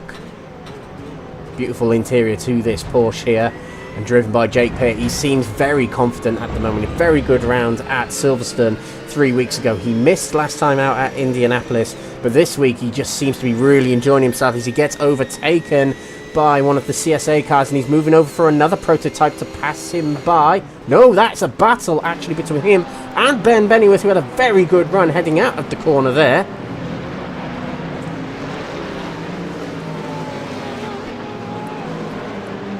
Bennyworth, who coming out of a very good round at Indianapolis, will want to get points on his championship rivals. And the prototypes are passing through. That's Max DeLeven, who's caught up to the back of Ben Bennyworth there, and Jamie Dory's going to be coming through as well. So these GT3s got to be very careful right now. It's going to be a very busy period of the race for them. And look at all the prototypes ducking and diving to try and get around the GT3s. The GT3s are trying to take it to the outside line, but there's marbles out there, and it's really going to disrupt them, and it does so. Jake Pitt's alongside Nigel Stock, but Stock's turned around by one of the CSA drivers, and into the wall he goes. That's Davide Favo, who made contact with him, rejoining the track, and I think Nigel Stock there's just sat there. He can't believe what's happened. Let's get let's get a closer shot of Nigel Stock heading through the corners there. Davide Favo is going to be on the outside here. He doesn't quite spin round, but he's trying to rejoin the track. A bit of net code, but that sends him round, and Davide Favo realises what he's done, and I think he just stopped straight away, realising what's happened. But Nigel Stock was leading that race, and it's ruined for him, and he's still trying to get himself going. That might need a tow back to the pits, I think. I think what he's trying to do is trying to prevent that from happening, as there is a spin there. I think that was James Smagascale. Yes, it is. This is a replay of it. New driver trying to cut through the GT3s. Two ahead of him. Oh, he's had to stamp on the brakes. Nowhere to go. Trying to get through them, and a spin into the wall. Oh, and back out onto the track backwards. That could have been very big incident, and he's had to revert to the pits. Of course, he's got no front end on the car, but as I mentioned, this is a crucial part in the race. The prototype's trying to pass by the GT3s in the most busy period of the race because they're all clustered together.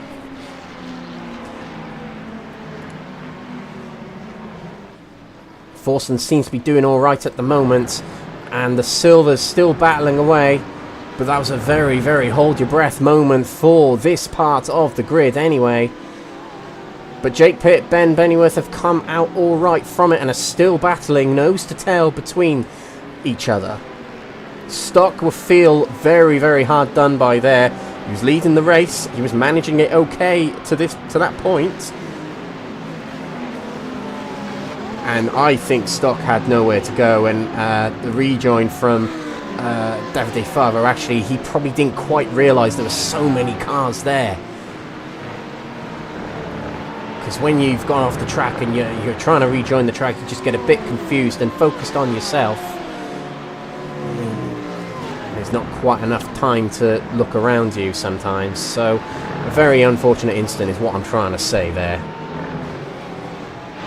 So it's a very mixed up order in the gold category. We're not quite used to seeing Pachauka not at the top of the standings here. But Gavin Gardner, a very good race 1 for him. He seems to be the one who's come out of race 1 with a good result and doing well in this race at the moment. He has got a couple of cars ahead of him. He's got Edwin Simpson ahead of him. And he's also got Ben Altrier and Jesse Payne-Wilkins ahead. So a good opportunity for Gardner to get some good points on his rivals. But one of his rivals is Jesse Payne-Wilkins, who's up ahead here in 2nd position. Now Payne-Wilkins didn't quite have a good race in race 1, so that's points for Gardner. But he'll want to minimise the gap in positions between him and Payne-Wilkins, who's just up ahead.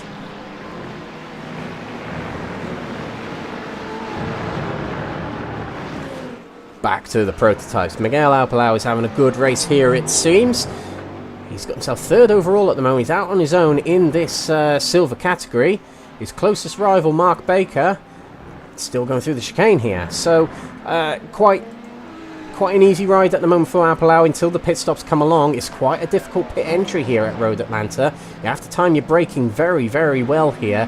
And it's a downhill progression to the pit lane and the pit limiter line, so you've got to be very careful to make sure you don't lock up the tyres and don't speed in the pit lane. Ryan Barley in the chat cheering on the Aztec drivers, the ATR drivers. And yes, James McGaskill down in 8th place in category at the moment, but Pitt and Cheverton doing very well equally. But 1st and 3rd at the moment. Our race leader 10 seconds clear of Ben McCluskey at the moment, and just slowly feeding his way past the GT3s there as he passes by Ruben Pino there.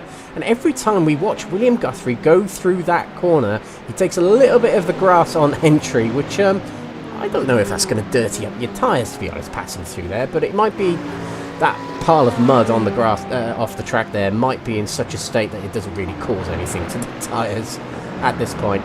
But yeah, William Guthrie there, yeah, timed his overtakes there on the GT3s quite well. There's been quite a bit of a vocalisation, I'll say, on Discord off air in between the race, where the GT3s feel like the prototypes are, let's use the word dive bombing, because that's a word commonly used in sim racing to describe overtakes. Yeah, they feel there's quite a few prototypes who are not timing their overtakes quite well. We did see a few incidents between prototypes and GT3s in the S's, but we're in no such position to say who's to blame or not. I'm just a commentator, I'm just a spectator in this race, I'm not a steward. But yeah, with what we're seeing from William Guthrie here, he's out in the lead of the race.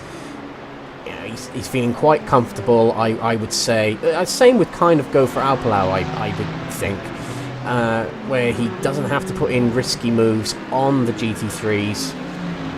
Not a hugely risky move there in the S's, but you just wait for straight line opportunities to overtake these GT3s. That's the... Who doesn't like a dive bomb? Yeah, you're quite right, Ryan, yeah. From a spectator's point of view, we love it. Drivers, they don't so much. Let's keep an eye on this battle here in the GT3s. Very close between these 4 drivers. Headed by Jesse Payne-Wilkins at the moment. We've got Ben Altrier here in 4th place. He's got Gavin Gardner alongside now. Gardner's on the outside as we head down to the chicane. Who's going to be latest on the brakes? Gavin Gardner was latest on the brakes, but he's decided to back out, and Altrier gets back through and is able to maintain 3rd. Now, the more they battle, the more that 1st and 2nd of... second and 3rd of Simpson and Payne-Wilkins can stretch away. But Gardner did have an opportunity there to overtake, but he was definitely on the wrong side of the circuit to be able to make that move. But he'll try again, presumably in a couple of corners or a couple of laps time as he has to set up a new move.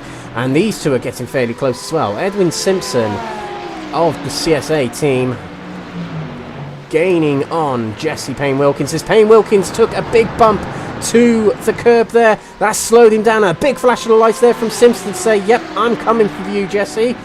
To the outside he goes. Not the best place to try and make an overtake, but he's going to maintain around the outside. Later on the brakes, going into turn 7. Can he get a good exit? This side by side. Brilliant move from Simpson. He's finished it off round the outside at turn 7 and turn 6 and 7 to complete the move. Let's watch that again. That was spectacular. There we go. You saw Jesse Payne Wilkins miss the apex and go very slow on the exit here. Simpson decides, you know what, I'll take it to the outside, and he very bravely kept his foot in. Nearly falls back behind and is able to get... We saw Ben Bennyworth defend his position going around the outside there, so Simpson was able to get a good exit from the corner and break ahead.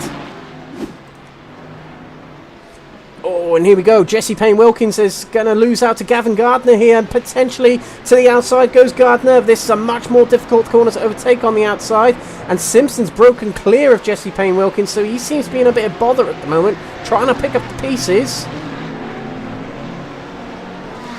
And Gardner, who got his way past Ben Altria. We'll see if we can get a quick snap of that, but we'll stay with this for the time being. Another good exit there. A prototype coming which might disrupt things a little bit. He's going to go for the move. And he goes for it on both GT3s. And that puts off Jesse Payne Wilkins a little bit. But he's able to maintain his position into turn 7.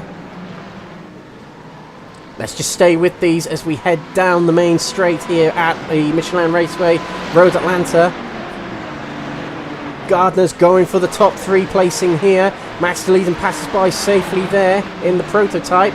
Gardner's looking to the left side, which will be the inside for the chicane. Is he going to be later on the brakes? This is a much better opportunity than before. He does get through. Can he hold on to it? Payne Wilkins is going to try and fight back, but he does. Gardner makes the move, and into 3rd place he goes, past his championship rival, into the top 3.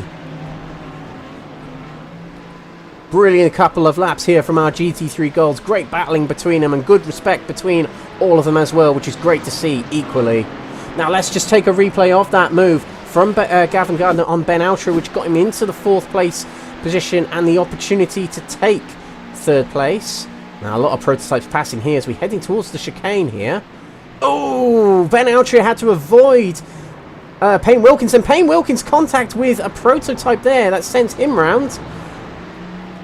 Seems there's more drama to that than meets the eye, but that's how Gardner got past Ben Altria.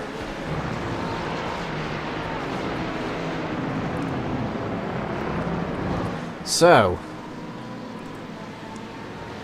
all changes in the GT3 Golds here. Porcelain still leads, and he's quite a long way clear, near 10 seconds clear of Edwin Simpson, who's broken away a little bit as they were battling back there. Gavin Gardner 3rd, Payne Wilkins in 4th, and Miles Owens is not too far behind. And Ben Altria has caught back up after his excursion a few laps ago. But this is a big battle for these positions in GT3. And we've also got Russ Fowler here, not too far away either. Oh, as wide. There goes Ben Altria, pushing hard to try and keep up with Miles Owens and Jesse Payne Wilkins. Payne Wilkins seems to be struggling at the moment. He just can't seem to get much pace out of that Porsche full tilt car at the moment. As we see Sean Shute, no, it's not Sean Shute, it's someone else trying to make their way past. It's James McGaskill trying to make his way back through these GT3s, and it will divvy them up a bit. But Russ Fowler is trying to join the party here. Now, Russ Fowler finished 2nd in the sprint race, so he's in good form for tonight, and he'll be looking in absolute delight at this battle just up ahead, and will want to join in and get some good points out of it. Right, let's pick on a few other categories, shall we? In the bronze category, Ruben Pino, who hasn't won a race yet this season in category, relatively. 1st place at the moment in category, and he's got quite a substantial lead by 15 seconds over Stephen de Gravelia, who is just... Oh, he's into the wall there! Oh, and you know what? iRacing thought that was netcode, and it morphed his car back into a little bit of shape, bar a few scuff marks on the tyre arches there, but that's going to lose him time, and Andy Rooney is closing in. Rooney, he won race 1, so picking up another place here potentially on the Gravelia is good points for him in the bronze category. But Ruben Pino at the top there in the bronze category, you know, this has been a good night for him. He had a very good race in race 1, catching up with Rooney towards the end of the race. Didn't quite have enough time to attempt an overtake or a challenge for that top spot. But in this sprint race here, he's done very well, it seems. But it's an endurance, or a feature race. It's an endurance, it's not a sprint.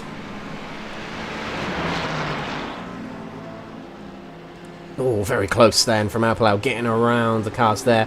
And Alpalau looks very keen to keep himself ahead of the leader here, although they're not fighting for category. Now, the thing is, Alpalau will have one eye on his relative, because 19 seconds down, which although is a long way behind, Diogo Sá is now into second place.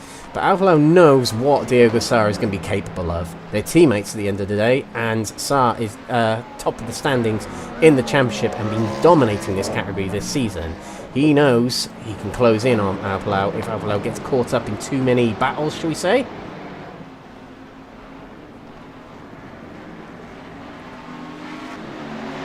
But this is the straight up fight for him now, is to maintain that gap from Diogo Sá and get his pit stops right, as they'll be coming up in about 10 minutes time.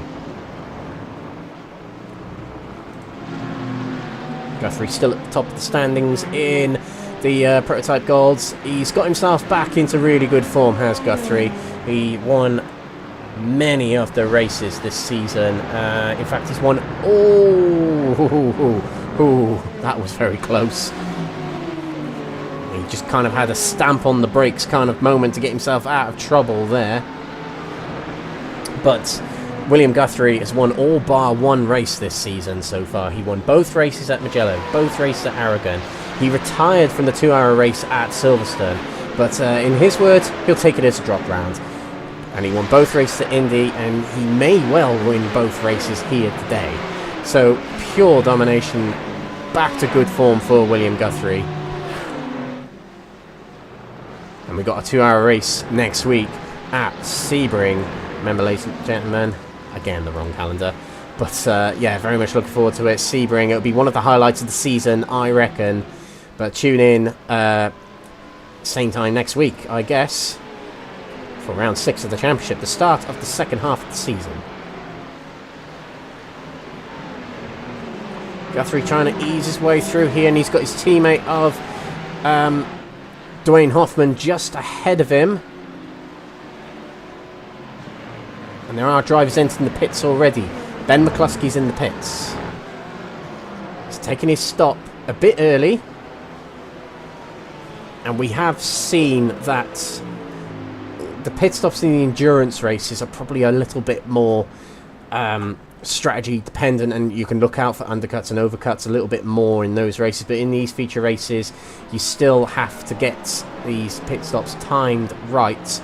And, you know, with the prototypes, what they'll be looking out for when they're planning their pit stops are when are the big crowds of GT3 cars. When am I going to catch those crowds? Because that'll be when you time your pit stops, so you can effectively get yourself stopped and undercut that crowd on the later laps. But it's getting your way through the GT3s that can cost seconds, not tenths, but seconds with these prototypes.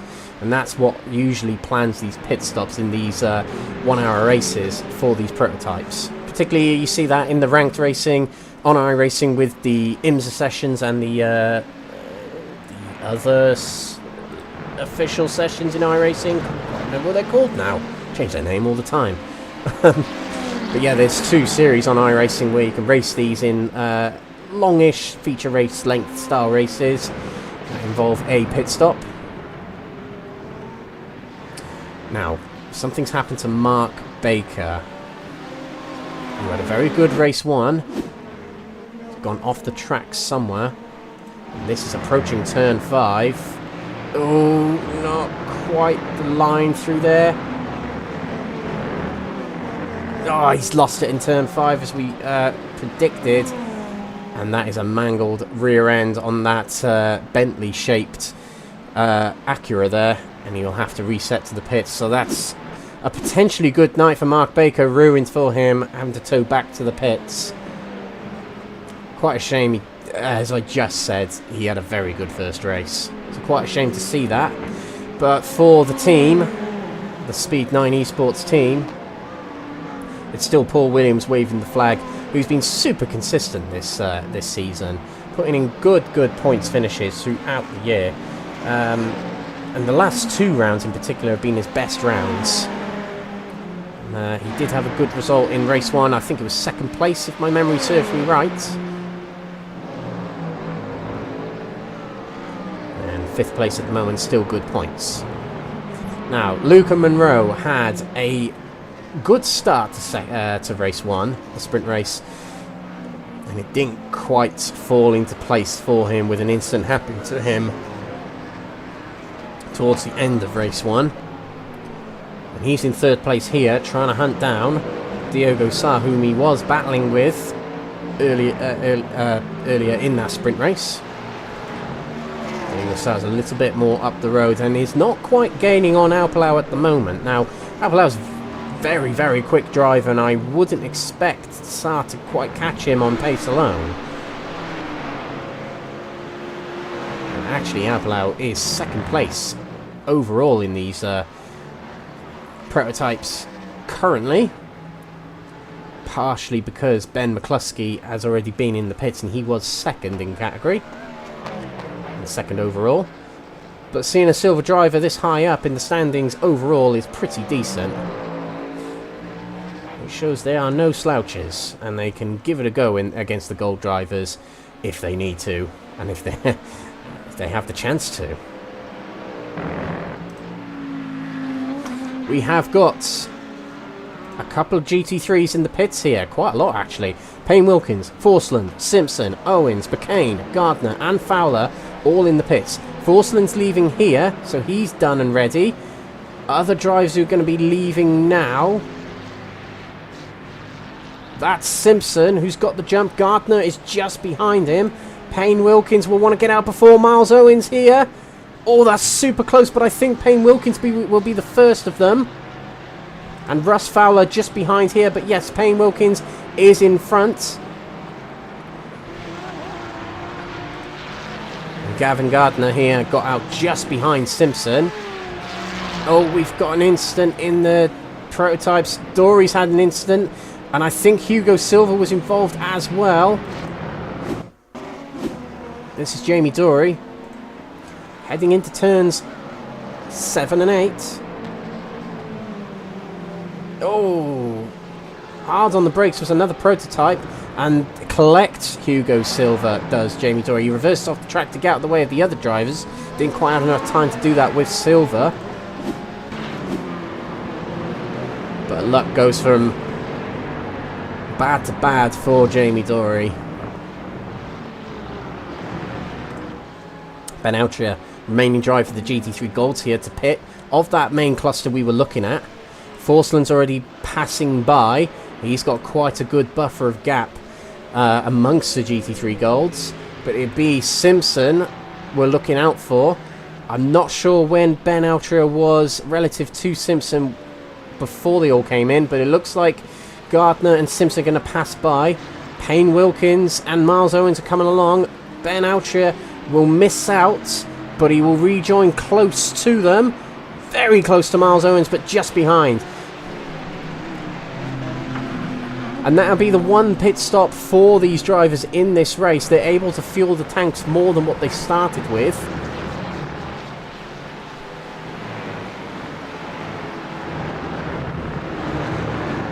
So now it's down to outright battling between these drivers, and Altria slotted himself in front of Russ Fowler. Fowler, who got 2nd place in race 1, will be keen to get himself amongst this battle and get himself high positions. Prototypes, no sign of them pitting just yet. And let's just keep an eye on the Silvers as well. Ben Bennyworth is in 1st place here, so somehow he's got the jump on Jake Pitt, who's dropped behind Cheverton as well. see if anything significant happened there.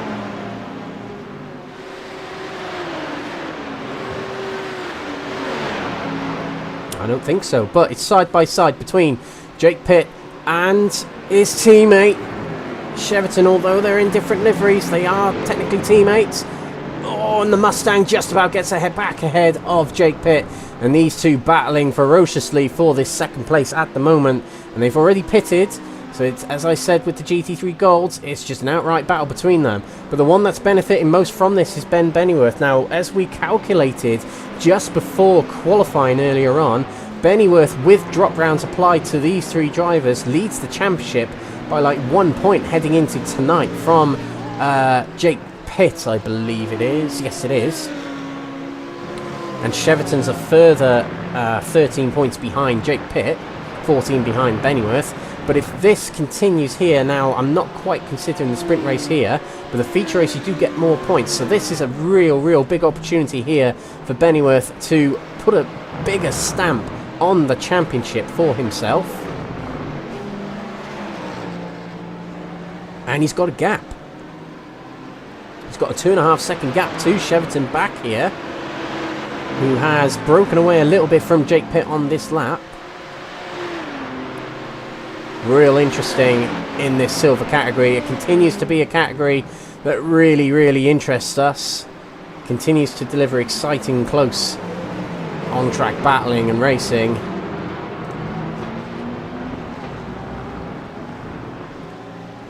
As we see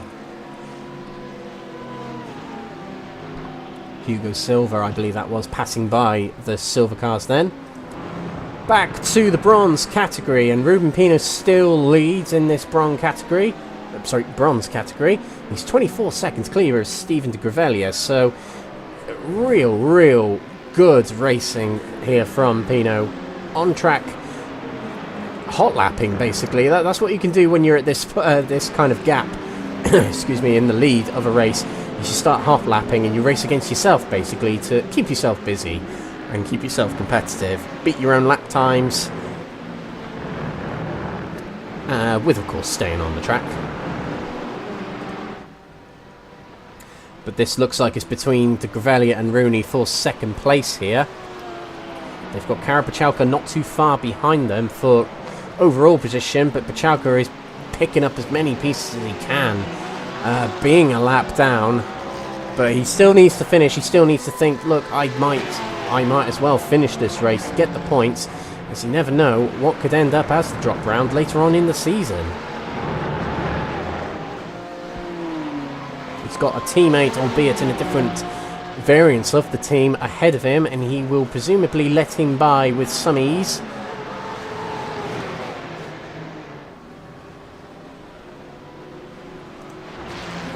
Keep an eye on these golds as well, because it's quite close between them. Simpson's broken away a little bit from Gardner, 6/10 between them.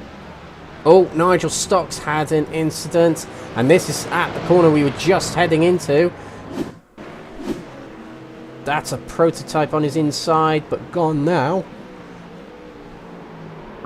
And the Mustang steps sideways. Oh, just about avoids. I think that was Paul Williams then. Rejoins the track. Miserable race it's been for Nigel Stock. Close here between Gardner and Simpson. Gardner's had a good couple of corners there, and I just wonder if that Ferrari's got a little bit of an advantage on the straights at this track on the Porsche, because Gardner seems to be doing very well to get alongside these drivers down the straights on this track. And that's what we were mentioning at the start here when we're talking about the cars. Certain cars, with it being a fixed setup series, so you can't tinker with the car in any way. The cars will, certain cars will be better on certain tracks than others. As we see, Guthrie, I think that was, passing by Gardner, and see how much that disrupted him. He's dropped way behind Simpson just with that one corner of a prototype passing by. But these two have broken away actually from that battle that was materialising earlier on. Payne Wilkins only just exiting turn 5 here. Now he's on his own here. He's broken away from Miles Owens. And he's broken away from Russ Fowler. So they split up a little bit. And Ben Altry has made his way past Russ Fowler then. Just going to see what happened to Russ Fowler then, because he was ahead. And it looked like he backed off quite a bit into turn 5. Oh, you see a little wiggle of the car there, and he would have got nervous. He would have slowed the car down to make sure he could keep it in a straight line, and it concedes the position. Actually clever driving from Russ Fowler there, who's back ahead of Ben Altria here. So this is a overtake, if that's even a word. Pulling off to the side there. That might be a slow down penalty actually for Ben Altria there. Service resumed for them, and they're fairly close here as that's the leading in the prototype passing by. But that's the battle for 6th we're looking at there between Fowler and Altria.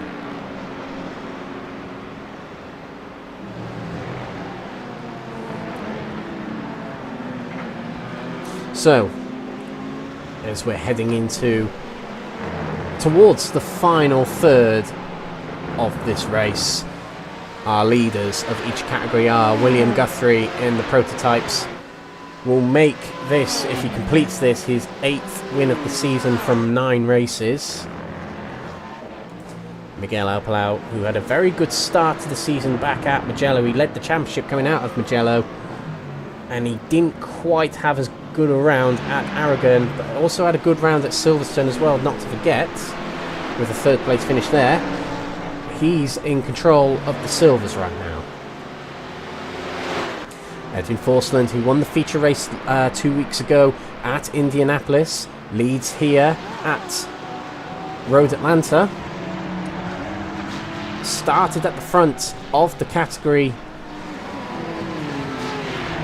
in this race.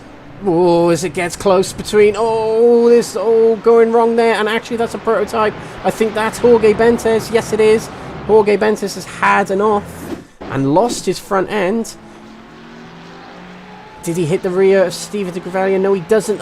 He gets alongside, and I think he tries to turn himself onto the racing line to get himself back onto the back into the next corner. Steven de Gravalia just about got away with that. But Forsland was very close to that, and he's got his way past Andy Rooney and Steven de Gravalia now. But that's the thing. As a leader in races like this, when things are happening right ahead of you, it makes you nervous, and it does make you kind of drive way more conservatively with stamping on the brakes with things like that happen, just to make sure you avoid worst case scenario. But de Gravalia and Rooney made it through safely, but the consequence of that for de Gravalia is he drops into 3rd place behind Andy Rooney, and we'll see if these two can make a battle of it now. But back to our leaders of each category, it's Ben Bennyworth at the top of the silvers. Being kept honest by Jake Pitt, who's only a few seconds back here in 2nd place. Cheverton's dropped back a little bit from these guys in 3rd place here. So it looks like a straight up battle between Jake Pitt and Bennyworth for the win here in this category for the time being. And this is going to be difficult for Jake Pitt to close up, because him, Bennyworth and Cheverton have all been so closely matched this season.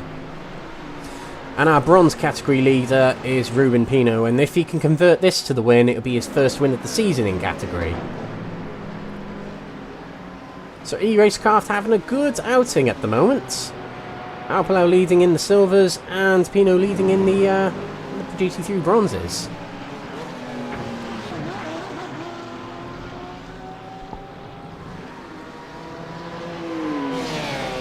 Closest battle on the track at the moment.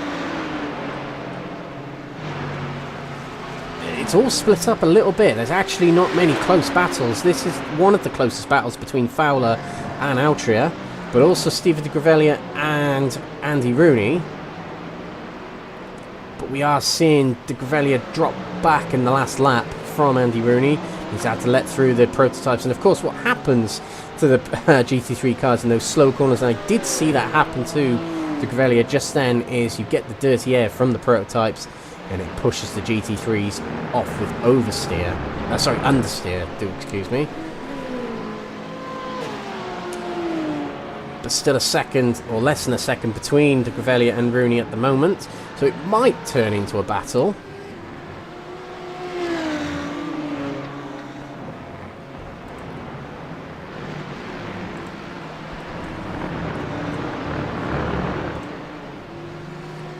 Fowler versus Altra here, battle for 6th place.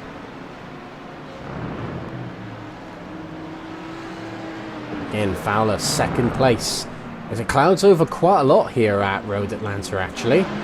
Now, just to reiterate, realistic weather is on for this series, which means we can get unpredictable weather in this series. Now, there is still a little bit of sunlight above the circuit, actually, but it's clouded over quite a bit. But it means that rain can come along at any moment in these races. Now the thing is, unless we're going to race in the Southern Hemisphere, which we aren't in this series, we're in summertime for all of these races. So the chances of rain are fairly unlikely. But of course next week is Sebring, and actually iRacing, with introducing wet weather to us all the way back in February or March, one of them, actually introduced us to rain on the same week as the Sebring 12 hours. And, well, of course they had to. They gave us wet weather in the Sebring 12 hours, so it's a baptism of fire, or water, it should actually be, with that week in particular, or weekend in particular on iRacing. And I just feel like next week might be the one where we do get rain. Feels right having a wet race at Sebring, actually. But we haven't had one yet this season. We haven't even had a single threat of rain. And as we mentioned, we are in summertime, and iRacing's weather system kind of based it off real life. And that's what this series is set to. So high track temperatures, air temperatures, and that sort of thing, and very low chance of rain in these races. As I said, unless we race in the Southern Hemisphere, we're unlikely to get rain.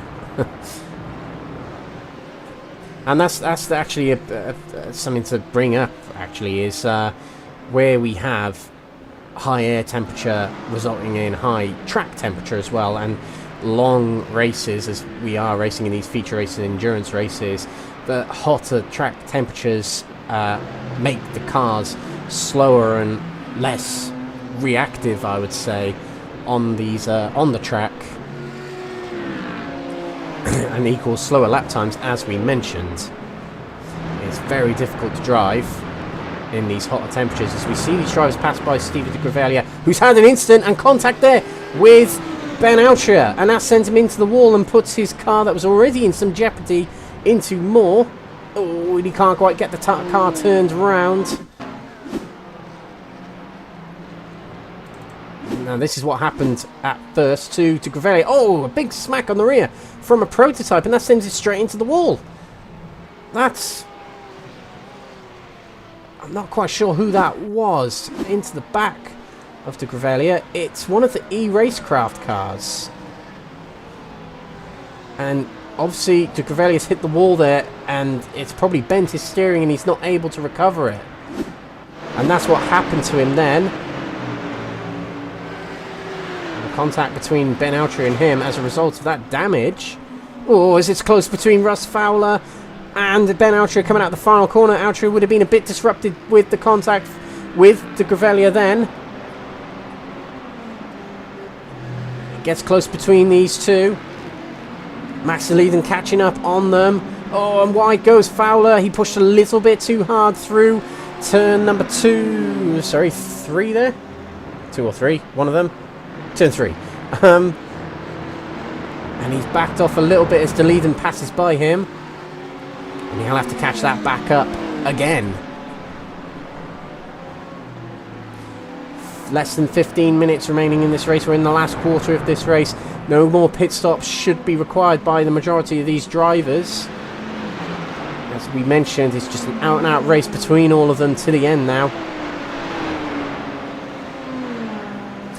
Biggest mover of the race, just looking at the places gained, and you can actually see that here. Now that's going to show you within category, but the biggest mover overall in this race is Diogo Sa, It is also Ruben Pino. 11 places gained for him, but Diogo Sá also 11 places. Now, he won the opening race, so he had to work really hard to get himself through the pack in the silvers, which is quite a busy category. 9 drivers in category. And you can see 7 places gained in category for him in this race. But with all that gaining he's had to do in this race, it's lost him all that time to Alpalau, who started at the front, I believe, or near the front, shall we say, in this category. And with him not having to duck and dive around the trouble, he's got himself a big lead in this category. It should put his championship back on track, should it, for Alpalau? He dropped a few places behind Paul Williams and Jorge Bentes, and this might actually help get him back on track. A good result in this race. Ironically, back on track there. With this race win here.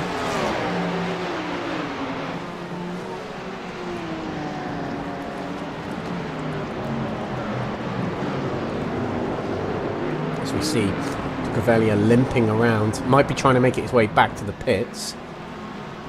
And letting the prototypes by there.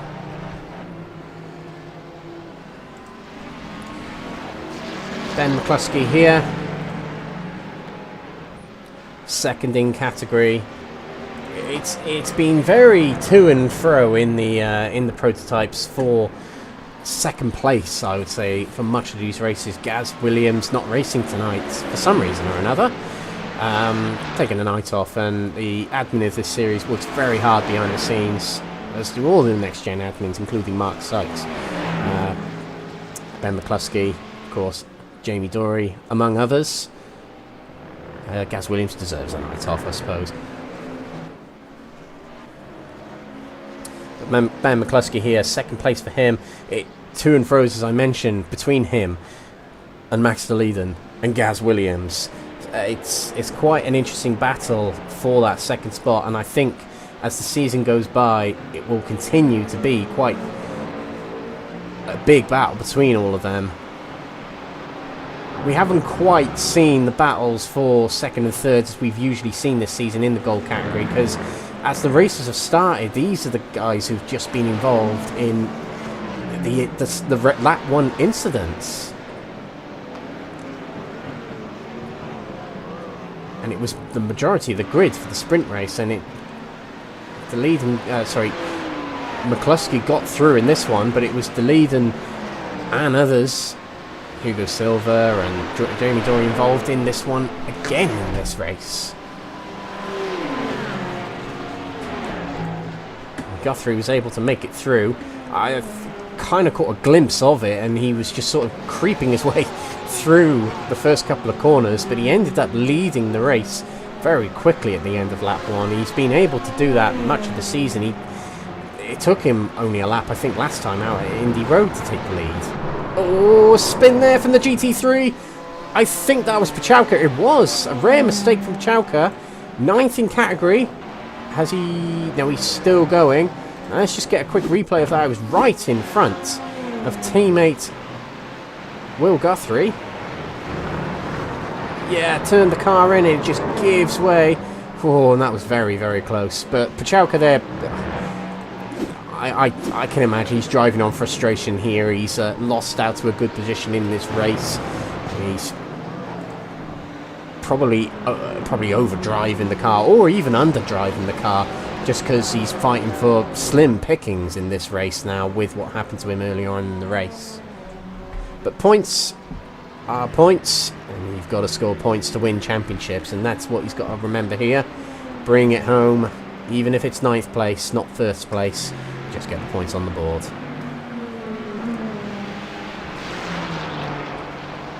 The gap has increased between Miguel Alpalau and Diogo Sá. Hard to tell what's actually happened there. Maybe Diogo Sá has had an incident somewhere, but it's now a 34-second gap between Alpalau and Sá.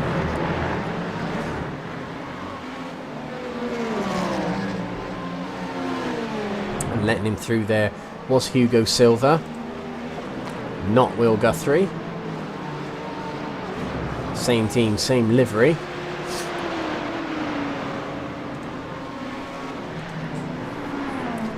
Luca Monroe here unfortunately missed out on a potential win in race 1. It was a battle for the win anyway between him and Diogo Sá in race 1, and well, an incident between him and Diogo Sá ended up with Monroe losing out, and I think he took the blame for it from what I could see from his comment. I think it was on the YouTube chat here. Well, I'm not sure actually if it was actually admittance on the YouTube chat here, if you can watch it on the replay. But yeah, you'd be gutted about that, but a third place here is still a good result for him.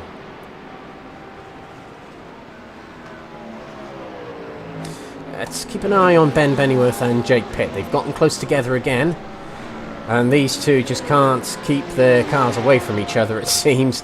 They have to have a battle in every race. I'm not complaining, I'm absolutely celebrating that. It's brilliant to watch these two drivers go for it. Ben Bennyworth, who has shared the track with many, many times, in the form of Indy cars actually. Does like his oval racing, does Bennyworth.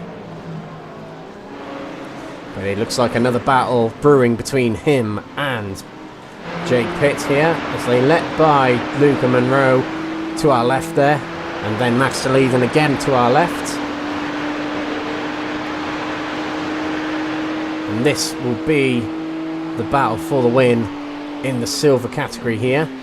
Whoa, and a big dive from Jake Pitt, and didn't quite make it. He just chucked his nose in there, hoping, you know what, Ben Bennyworth might back off, but actually Bennyworth didn't have a good run out of the corner. To the inside goes Jake Pitt, and there's a bit of smoke coming off the rear there. There's rain falling. We've got rain falling in the sim, and actually that might have been what sent Jake Pitt round then. We saw rain coming off the back of Bennyworth's car there. Contact between the two because he understeered off the curb. Now there is rain falling. You can just about see it in sim. Yes, you can see rain falling here, and you can see spray coming off the rear of the car. They're all on slicks right now as well. So I said it wasn't going to rain, and it has now. And actually my sim is taking a beating here from the rain falling now. So yeah, here we go. But the last 6 minutes of this race, it's raining. Now drivers, do they go in the pits to take on wets, or do they see it out to the end? You can already see Bennyworth is crawling here. But the prototypes, they're going to be the ones. That's not a crash from Guthrie, that's just the sim playing up a little bit. But the prototypes are going to struggle here because they're the ones that really struggle in the rain.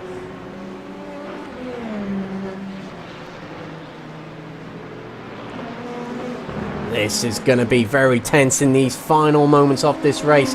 It's not raining a huge amount, but it's enough to put moisture on the track. And it's really going to upset these cars. I'm going to keep an eye on my timing screen to see if any drivers actually come in the pits. And I'll see if any drivers make any mistakes anywhere. But this might really disrupt things. Phil McDougall off the track. Where's he? He's managed to recover it. Oh, you can see he's understeering there. Now, this is the thing. Which of these drivers are more experienced in the rain? Because they'll know they'll have to brake super early and light on the pedal. Oh, and contact between Guthrie and the leader of the GT3s. Both leaders of both classes making contact there. And that's how difficult it is. 5 minutes to go in this race. There is a car in the pits there. That was Matthew Cheverton. He's coming into the pits. Oh, and another driver as well. I think that's Ben Autry in the pits as well. Dwayne Hoffman's in the pits. There are drivers taking on wets, thinking, you know what, if I gamble and put on wets here, I might actually get rewarded with this. With drivers on slicks going so slow, as you can see back here. Pino, leader of the bronze, is crawling through. They're really struggling out there. Well, I wished for rain and I got it, and it really has come in an absolutely pivotal moment in this race. Guthrie's got to be so careful taking it to the end now. His race is in grasp here for him. Stocks had an incident. That's heading through the chicane.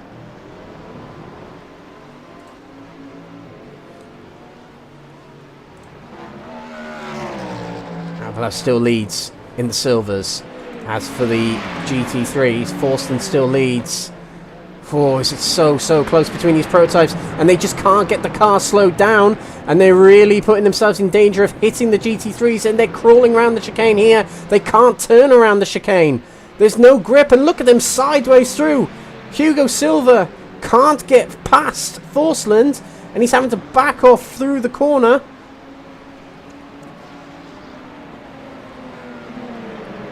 Oh, this is super tense. And that's Hugo Silva off the track there. Diego Sá following Mark Baker through. Miles Owens has had an instant. Here he is rejoining the track, and he's limping a little bit. There are drivers going off the track left, right and centre. Oh, and there's contact between Fowler and Owens. They hit the wall, and there's going to be big damage on their cars here. And Fowler rejoins the track very unsafely there. I mean, he was kind of ricocheted onto the track.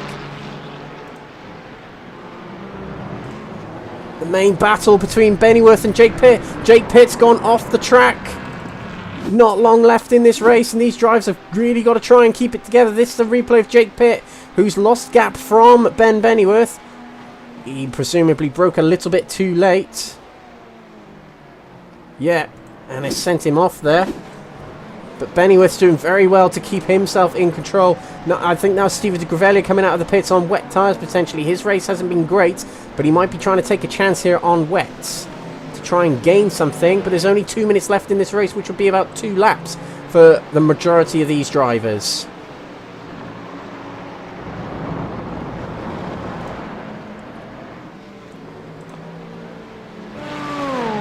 Guthrie's in second, apparently. What's happened between him and McCluskey? McCluskey's up ahead here. Oh, and there's a prototype spinning there. Nearly took out McCluskey. McCluskey's in the lead somehow. We're going to have to find out what's happened there rather soon. I wonder if Guthrie's come into the pits. Oh, and that was a spin from one of the CSA cars. Sorry, I'm half trying to look at the timing and half trying to look at the track positions here. McCluskey's leading in the prototype golds here. I think Guthrie is... Yes, Guthrie went into the pits to take tyres. McCluskey's carrying on. There's another car off there. That was Ben Altria. Miles Owens has had another incident, but I think McCluskey stayed on dry tyres here, and I think there's going to be another lap. Guthrie is on wets here by the looks of it. He looks very quick compared, but is it going to be enough? Is he going to have enough time to do it? I'm just not sure why Guthrie's done that. Oh, and sideways is one of the cars up ahead there. Hugo Silva, and just on the brakes, the car just went the other way on him. That's how tricky this is. McCluskey is really tiptoeing his way through, and this will be the white flag for him. The marshal's waving the white flag for him. He'll have one more lap to go. It's 19 seconds between him and William Guthrie, who's going across the grass right now. That'll be a slowdown penalty that would have to serve, and quite a hefty one with that.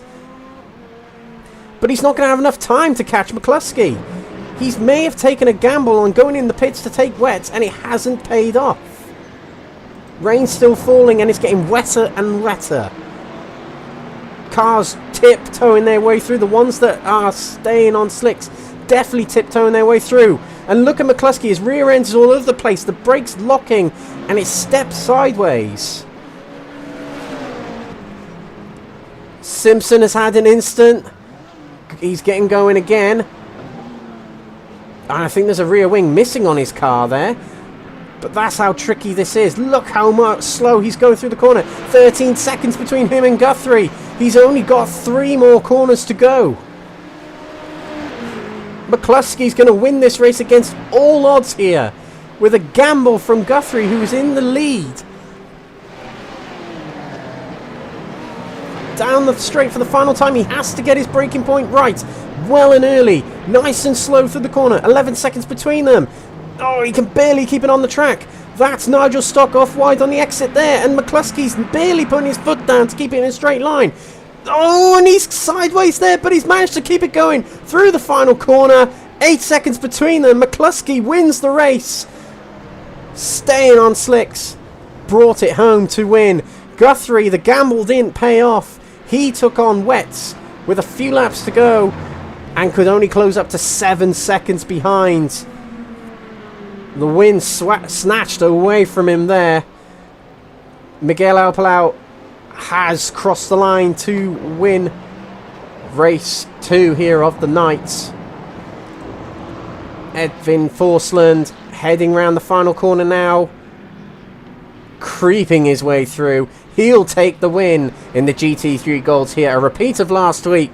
And now Ben Bennyworth, I can't figure out if he's no, he hasn't. He's still got to cross the checkered flag, and he's really tiptoeing through here, but he's got a 13-second gap to Jake Pitt. Ben Bennyworth has really been mastering his handling here in the wet above his rival throughout the entire race, and it'd be another win for Ben Bennyworth here. And big championship points to him, keeping the lead in the championship, but he got sideways under braking there, heading into the chicane. Just about keeps it on track. Such slow speeds through these corners, less than 40 miles per hour through the chicane there, but he's able to get it to the line. He crosses the line and he will win the silver category. Ruben Pino, we didn't see him cross the line, but he took a debut win in the series, and wow, he had to work for that to make sure he got it to the end. First bronze category win for him. What a fantastic night of racing we've seen. Such drama in the form of incidents, close battles, and then rain delivering at the end of the race there. Just when the commentator says, we're not going to see rain in this race. We're probably not going to for the majority of these races. Bang, iRacing gives us rain. That makes me a professional commentator. I think I've actually delivered on a commentator's curse there. So, Formula 1, give me a call. What a fantastic race we've witnessed there. Our winners of each category: McCluskey, Alpalau, Forsland, Bennyworth, and Pino. Let's take a look at the results of this very dramatic night of racing here at Road Atlanta. We'll start with the prototype golds, as that was the key source of drama at the end there. Ben McCluskey takes the win in category as William Guthrie decides to take on tyres in the latter part of the race. For him, probably just to make sure that he could get it to the end without an incident or anything like that. McCluskey decides, you know what, I'll stay out. I think I can get it to the end and win this race, and he does so. But only 7 seconds between them. Guthrie needed another lap. Max Deleiden comes through in third place in category. Hugo Silva, Sean Shute, and Jamie Dory rounding off the gold grid. Prototype silvers. Miguel Alpalau led the majority of the race, in fact the whole race, and he takes home the win, and he was able to get a lap ahead of Diego Sa, with him finishing ahead of the outright race leader when they crossed the line for the final lap.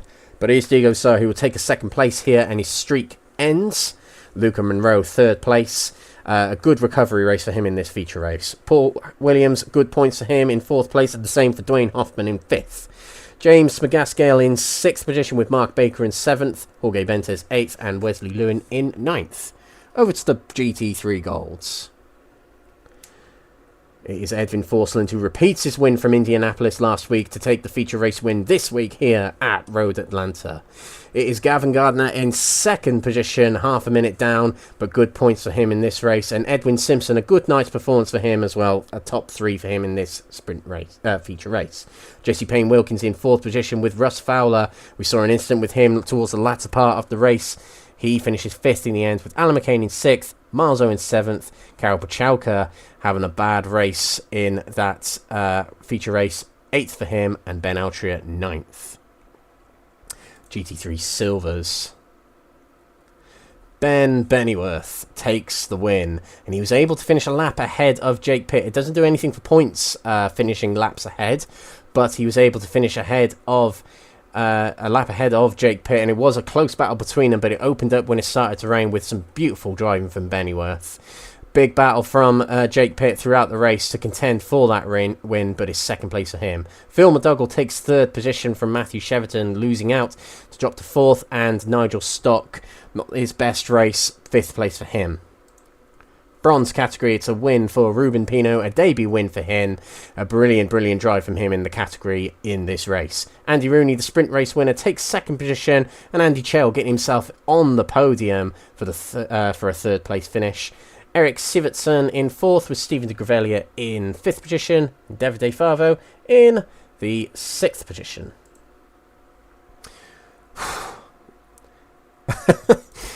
That was truly something. The final, what was it, 10 minutes or so, 80 minutes or so, it starts to rain. It's still falling here as we're live in sim at the moment. Now, let's see if we got any interviews. Oh, yes, we do. We have got some interviews waiting for us. Now, yeah, that was quite something to watch. So let's pull in our feature race winner, Edwin Forsland. The winner of the GT3 Gold category. Edwin, welcome to the comms box, and well done on the race win. And I bet you're feeling quite relieved right now, as the weather delivered at the end there. So how was it for you on track, having to stay out on slicks for that final part of the race?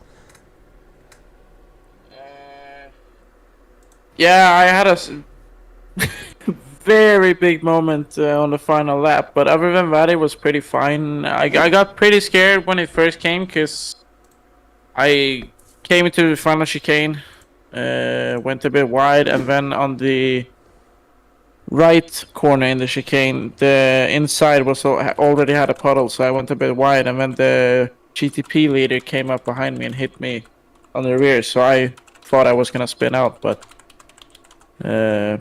I managed to keep the car on track, so yeah. No, I'm just happy about how the race went, to be honest. Got past Jesse, I think his name is. But yeah, I got past him, and then I just did my own race, paced myself, controlled it pretty much the entire race from the lead. So yeah, not much to say about the feature. Just really happy with the car, how it felt. Now we did see an incident between you and Pachalka at the start of the sprint race. Without choice words or anything like that, what was the incident from your perspective?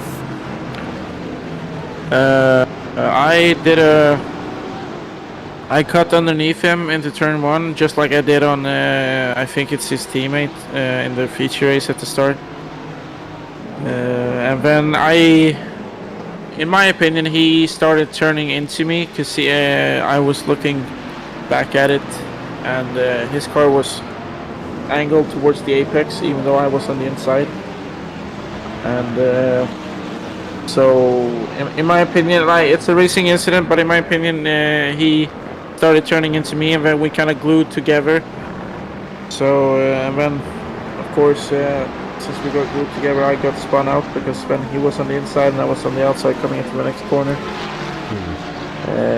And then just unfortunate that, I don't know who hit Ben, but someone hit Ben straight into me, because when I got spun around and I managed to save it, I was like, okay, we're still going. And then I just, all of a sudden, I just get tapped by Ben's car, and I was like, oh, okay. So, yeah, no, unfortunate incident, but yeah, it's a racing incident in my opinion. Okay. So, regarding the championship, you missed a fair few races this season, but this one really is going to put you into a good position for the championship. Now, you said last week you're not so sure about the championship, but surely it's looking pretty good for you right now. You're super competitive in the gold category, so has any perspective changed this week after tonight's racing?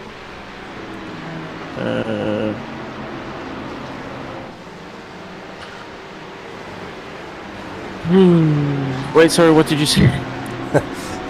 Concentrate on the interview. How are you feeling for the championship now? Because yeah, it's I don't know, to be honest, because I start a new job next week, so I'm hoping I'll still be able to make every race, but I'm not sure I will be able. too. So Yeah. Play it by ear. Play it by ear.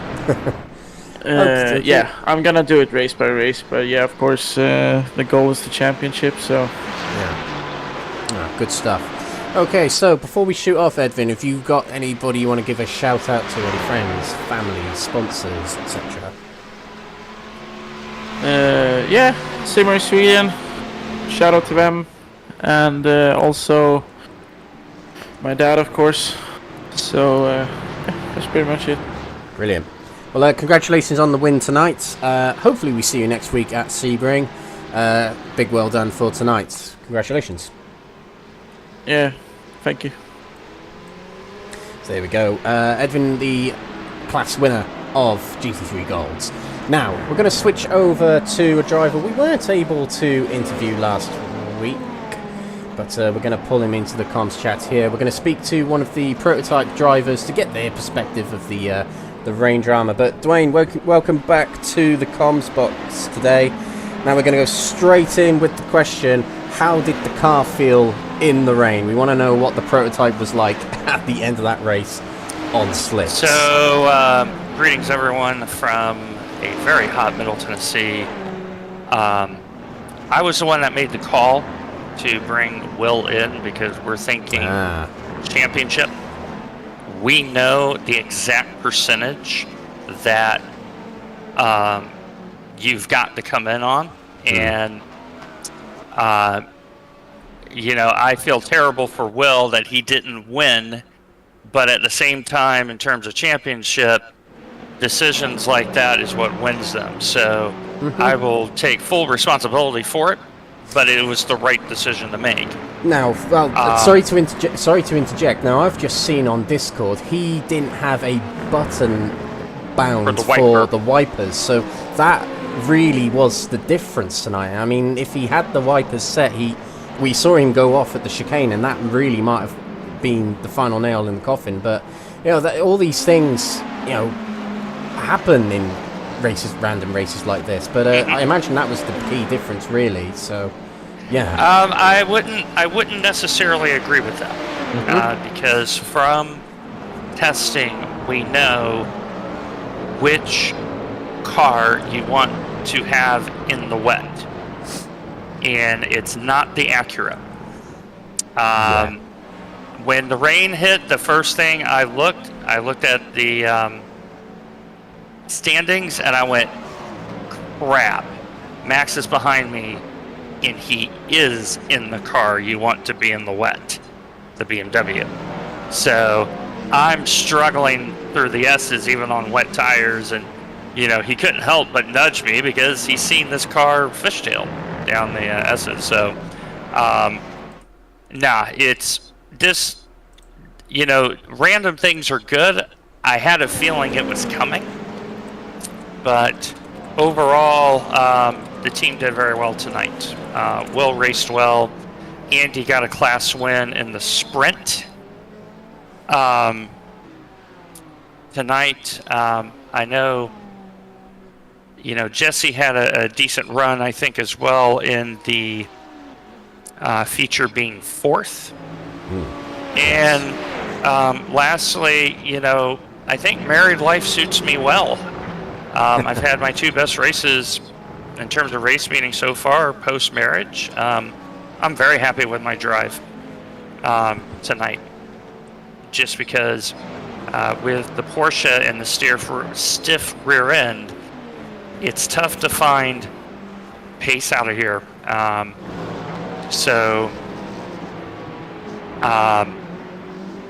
yeah, it was challenging but fun. I think is the best of it. And so, but yes. So apologies for those that thought my language was a little bit terse. That's very unusual for me. Those that know me well know that I very, very rarely will ever use a mild epithet, much less a full octane one.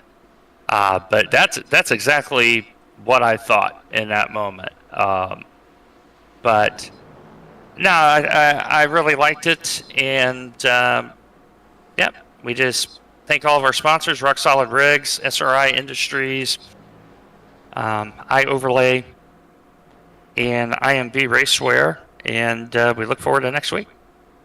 So how about next week? I do want to talk about Karel Pachalka shortly, but next week, as you've mentioned it, we're racing at Sebring, which is one of the mecca tracks of when it comes to endurance racing. Are you guys, yourself and the team, looking forward to next week at Sebring? This is a great track. Well, I have a very personal connection to it. I was born and raised in Tampa, Florida. So Sebring, I always considered my hometown circuit. So I definitely have more of an intimate familiarity than most, and have done races at Sebring. We historically, as a team, tend to do very well, knock on wood. And so, Road Atlanta, there's always going to be a bit of randomness. That is Road Atlanta. It is a great circuit, but you have to make very snap judgment decisions. Sebring, for all of its space, there are sections where you have the same situation, where you have to make those snap decisions. So we're eagerly awaiting one of our best tracks historically, between 12 Hours of Sebring, World GT Championship, and other events we've ran. We tend to be at the pointed end of the field. Excellent.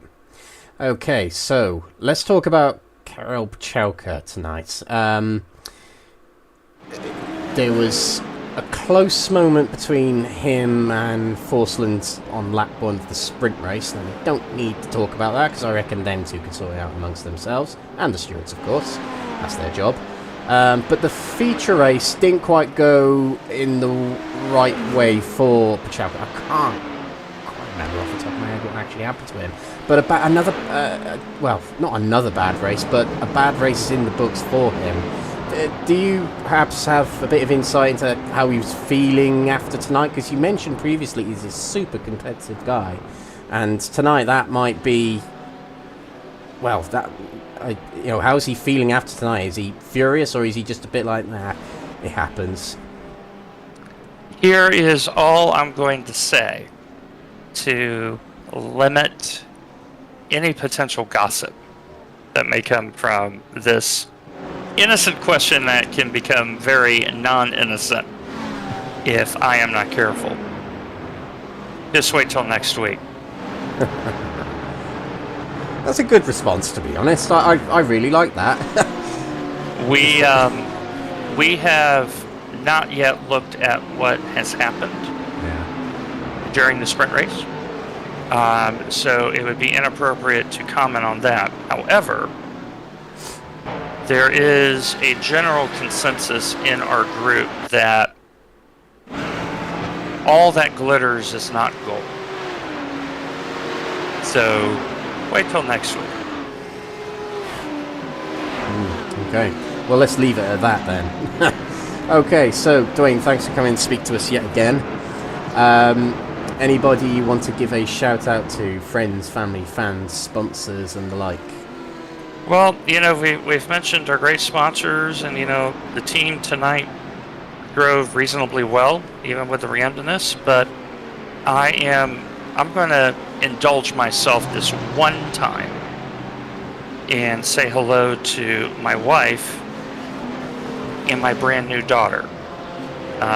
All the legal stuff relating to that went through last week, and it's official. We are now a family, and that is one of the greatest gifts anyone could ever receive.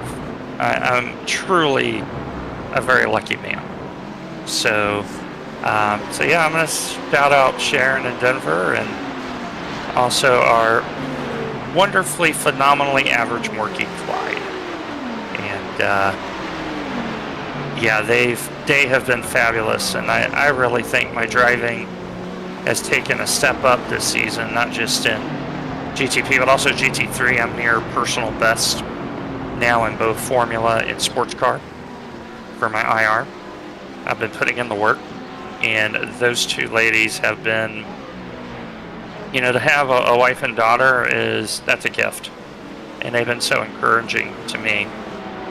And life is great, man. Life is great. So yeah, we look forward to next week, Sebring. I look forward to having some Florida orange juice, and it's going to be a good time. Excellent. Well, a lovely note to end on. Thank you, Dwayne, for chatting to us. We'll see you next week at Sebring. Thank you, sir. Take care, everyone. There we go.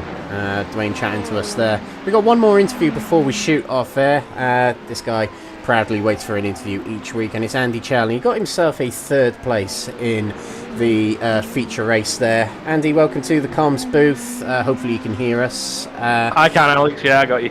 Excellent. Well, first of all, congratulations on 3rd place there in the feature race. But tell us straight away about what it was like to drive in the rain in the latter part of the race.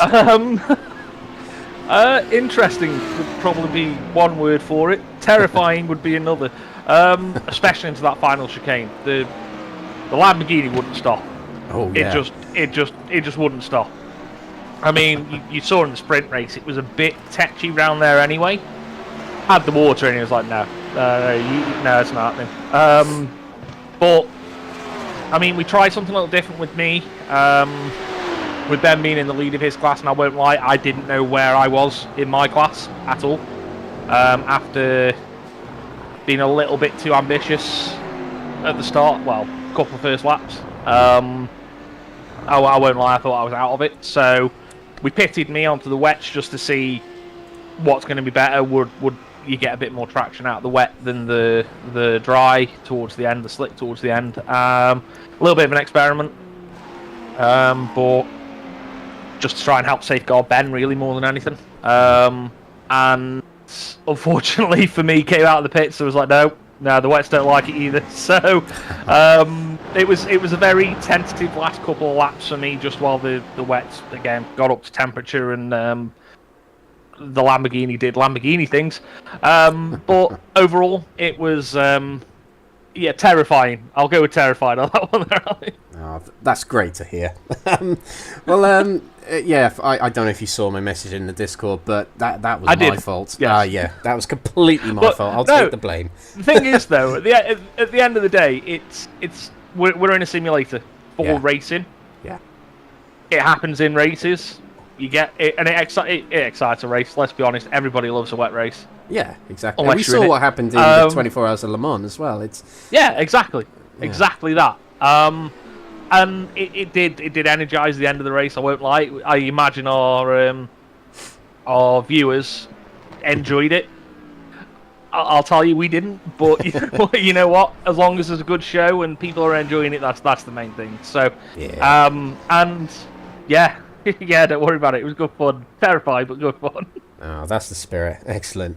So what about the championship heading out of tonight? You've in tonight's racing, you've actually, I believe, you scored a good haul of points on your competitors. So 4th in the championship heading into tonight, you must be feeling pretty good about it. Actually, to be fair, I mean, I won't lie. Championship-wise, pretty good. I'm annoyed with myself for dropping it to start the race. Because now I sit here thinking, well, what could have been if I finished 3rd? Where could we have been? But you know, could it have been a nice fight with Andy or whoever else was up there tonight? So it's always that. But no, from the championship point of view, and that's how at Quackmass, that's how we look at it. Is the win's perfect, and getting the win's great. But if you're going to sacrifice the car trying to get the win, no. So we look at it as from a team point of view, and I know that's how me and Ben both race, is we will push the car to the limit, but at the same time we're also conscious of we're racing for the team, and at the end of the day, points for the team's more important than the championships. You know, it's the championship. So hopefully, I don't know exactly how many points there is going to be difference between me and I think it's Edvin in 3rd. I'm hoping that maybe we'll be looking at third after the end of this race. And the team, we checked the team championship. The team's in third overall for the championship as well. So, like I say, very much we look at that when we're racing. We do think about it. So, yeah, very, very much energised. Quite happy about that, actually, to be honest with you. So, Well, I can tell you, you're definitely overtaken Elwin in the championship coming out of tonight. Don't know when it comes to drop rounds or anything like that, but you've definitely overtaken Elwin, and your team definitely would have taken second in the teams because Gaz Williams didn't race tonight. So successful night for Quatermass. Yeah, very successful night. Yeah, I'll chalk that up to many things. Had some good news this week within the team. Been promoted to one of our sporting managers. So I'll take that as a first race win for us. To be fair, Excellent. So yeah. Oh, fantastic. Well, on that, is there anyone you want to give a shout out to? Friends, family, sponsors, etc. Well, I was going to give a shout out to the wife because obviously she puts up with me doing our hobby, and it is quite an intensive hobby. But I heard Dwayne do that, so I won't copy. But yeah, same. I mean, we've got all our sponsors. We've got the University of Wales that we do partner with at Quatermass. We've got a few other sponsors that we do with charity work and that sort of thing. So shout out to all our sponsors. They help us go racing, and it is very important to us as a little team that we get them sponsors on and we get all the support we can. And you know what, yeah, I will. To the wife and all my friends that have joined in and watched, yeah, I'm looking forward to it. Oh, fantastic. And thank you for joining and supporting. Brilliant stuff. Well, good to speak to you again, Andy. Yeah, good luck next week at Sebring. Cracking job tonight, and we'll see you next time. Yeah, keep a look out for us. We're going to be running a special livery next week for Independence Day. So keep a look out for that.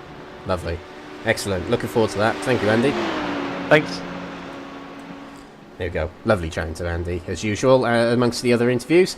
Right, we are going to round off our broadcast tonight. Thank you very much for watching thus far. We're just going to have a little recap of the results that were tonight.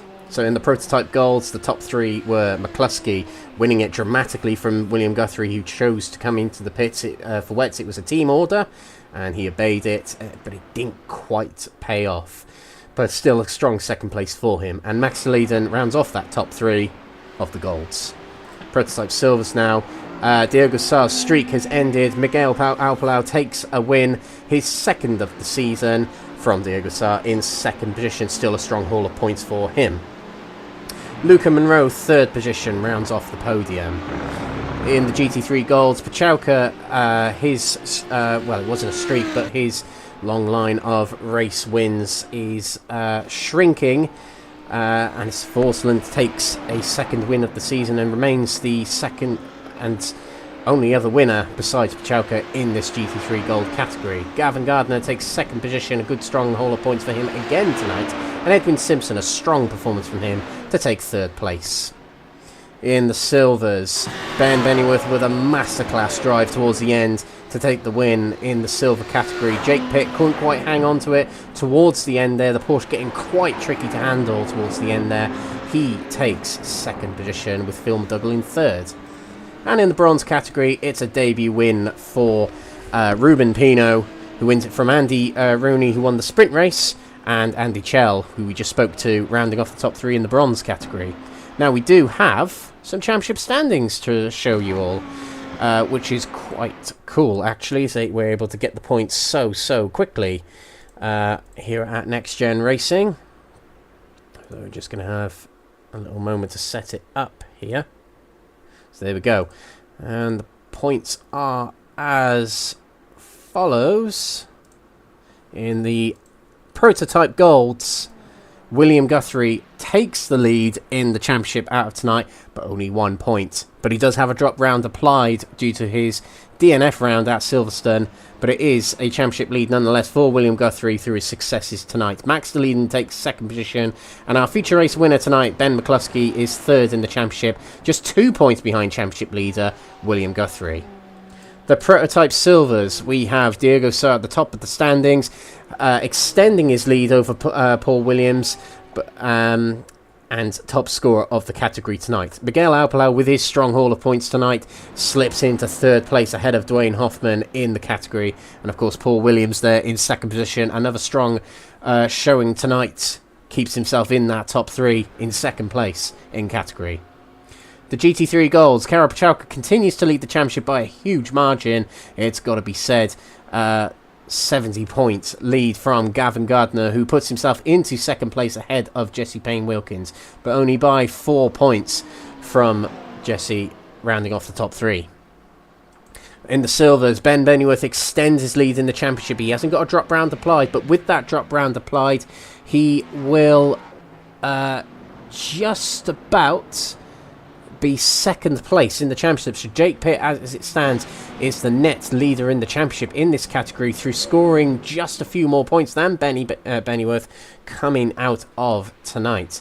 And Matthew Cheverton rounds off the top 3. In the GT3 bronze category, Stephen de Gravelia takes the lead in the championship, but has not had a drop round applied yet.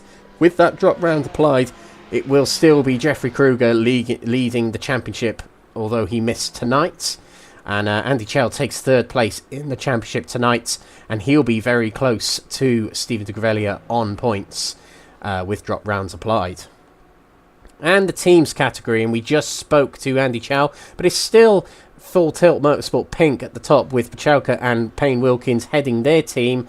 And taking second place in the teams category tonight is Andy Chell and Ben Bennyworth for Quatermass Motorsports. Dropping to third is Full Tilt Green with William Guthrie and Hugo Silva, but they're tied for third place with Aztec Racing in the form of Matthew Cheverton and Jake Pitt.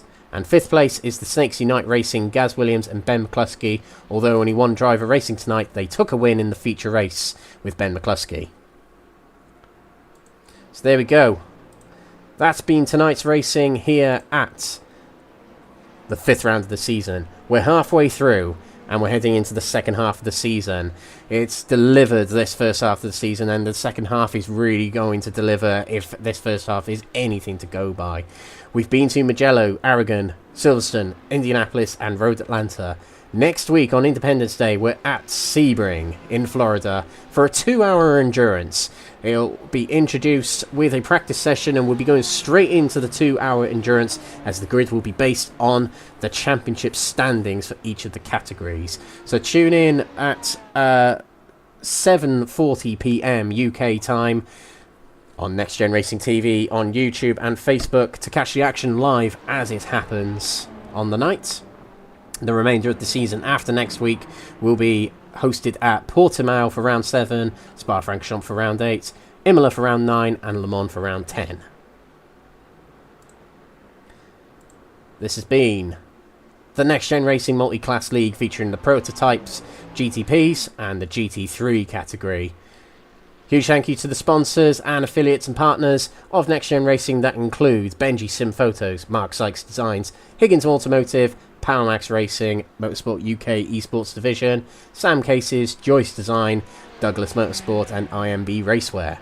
Thank you very much for watching tonight, ladies and gentlemen. Road Atlanta is delivered. The rain has finally arrived, and it really shook up the place.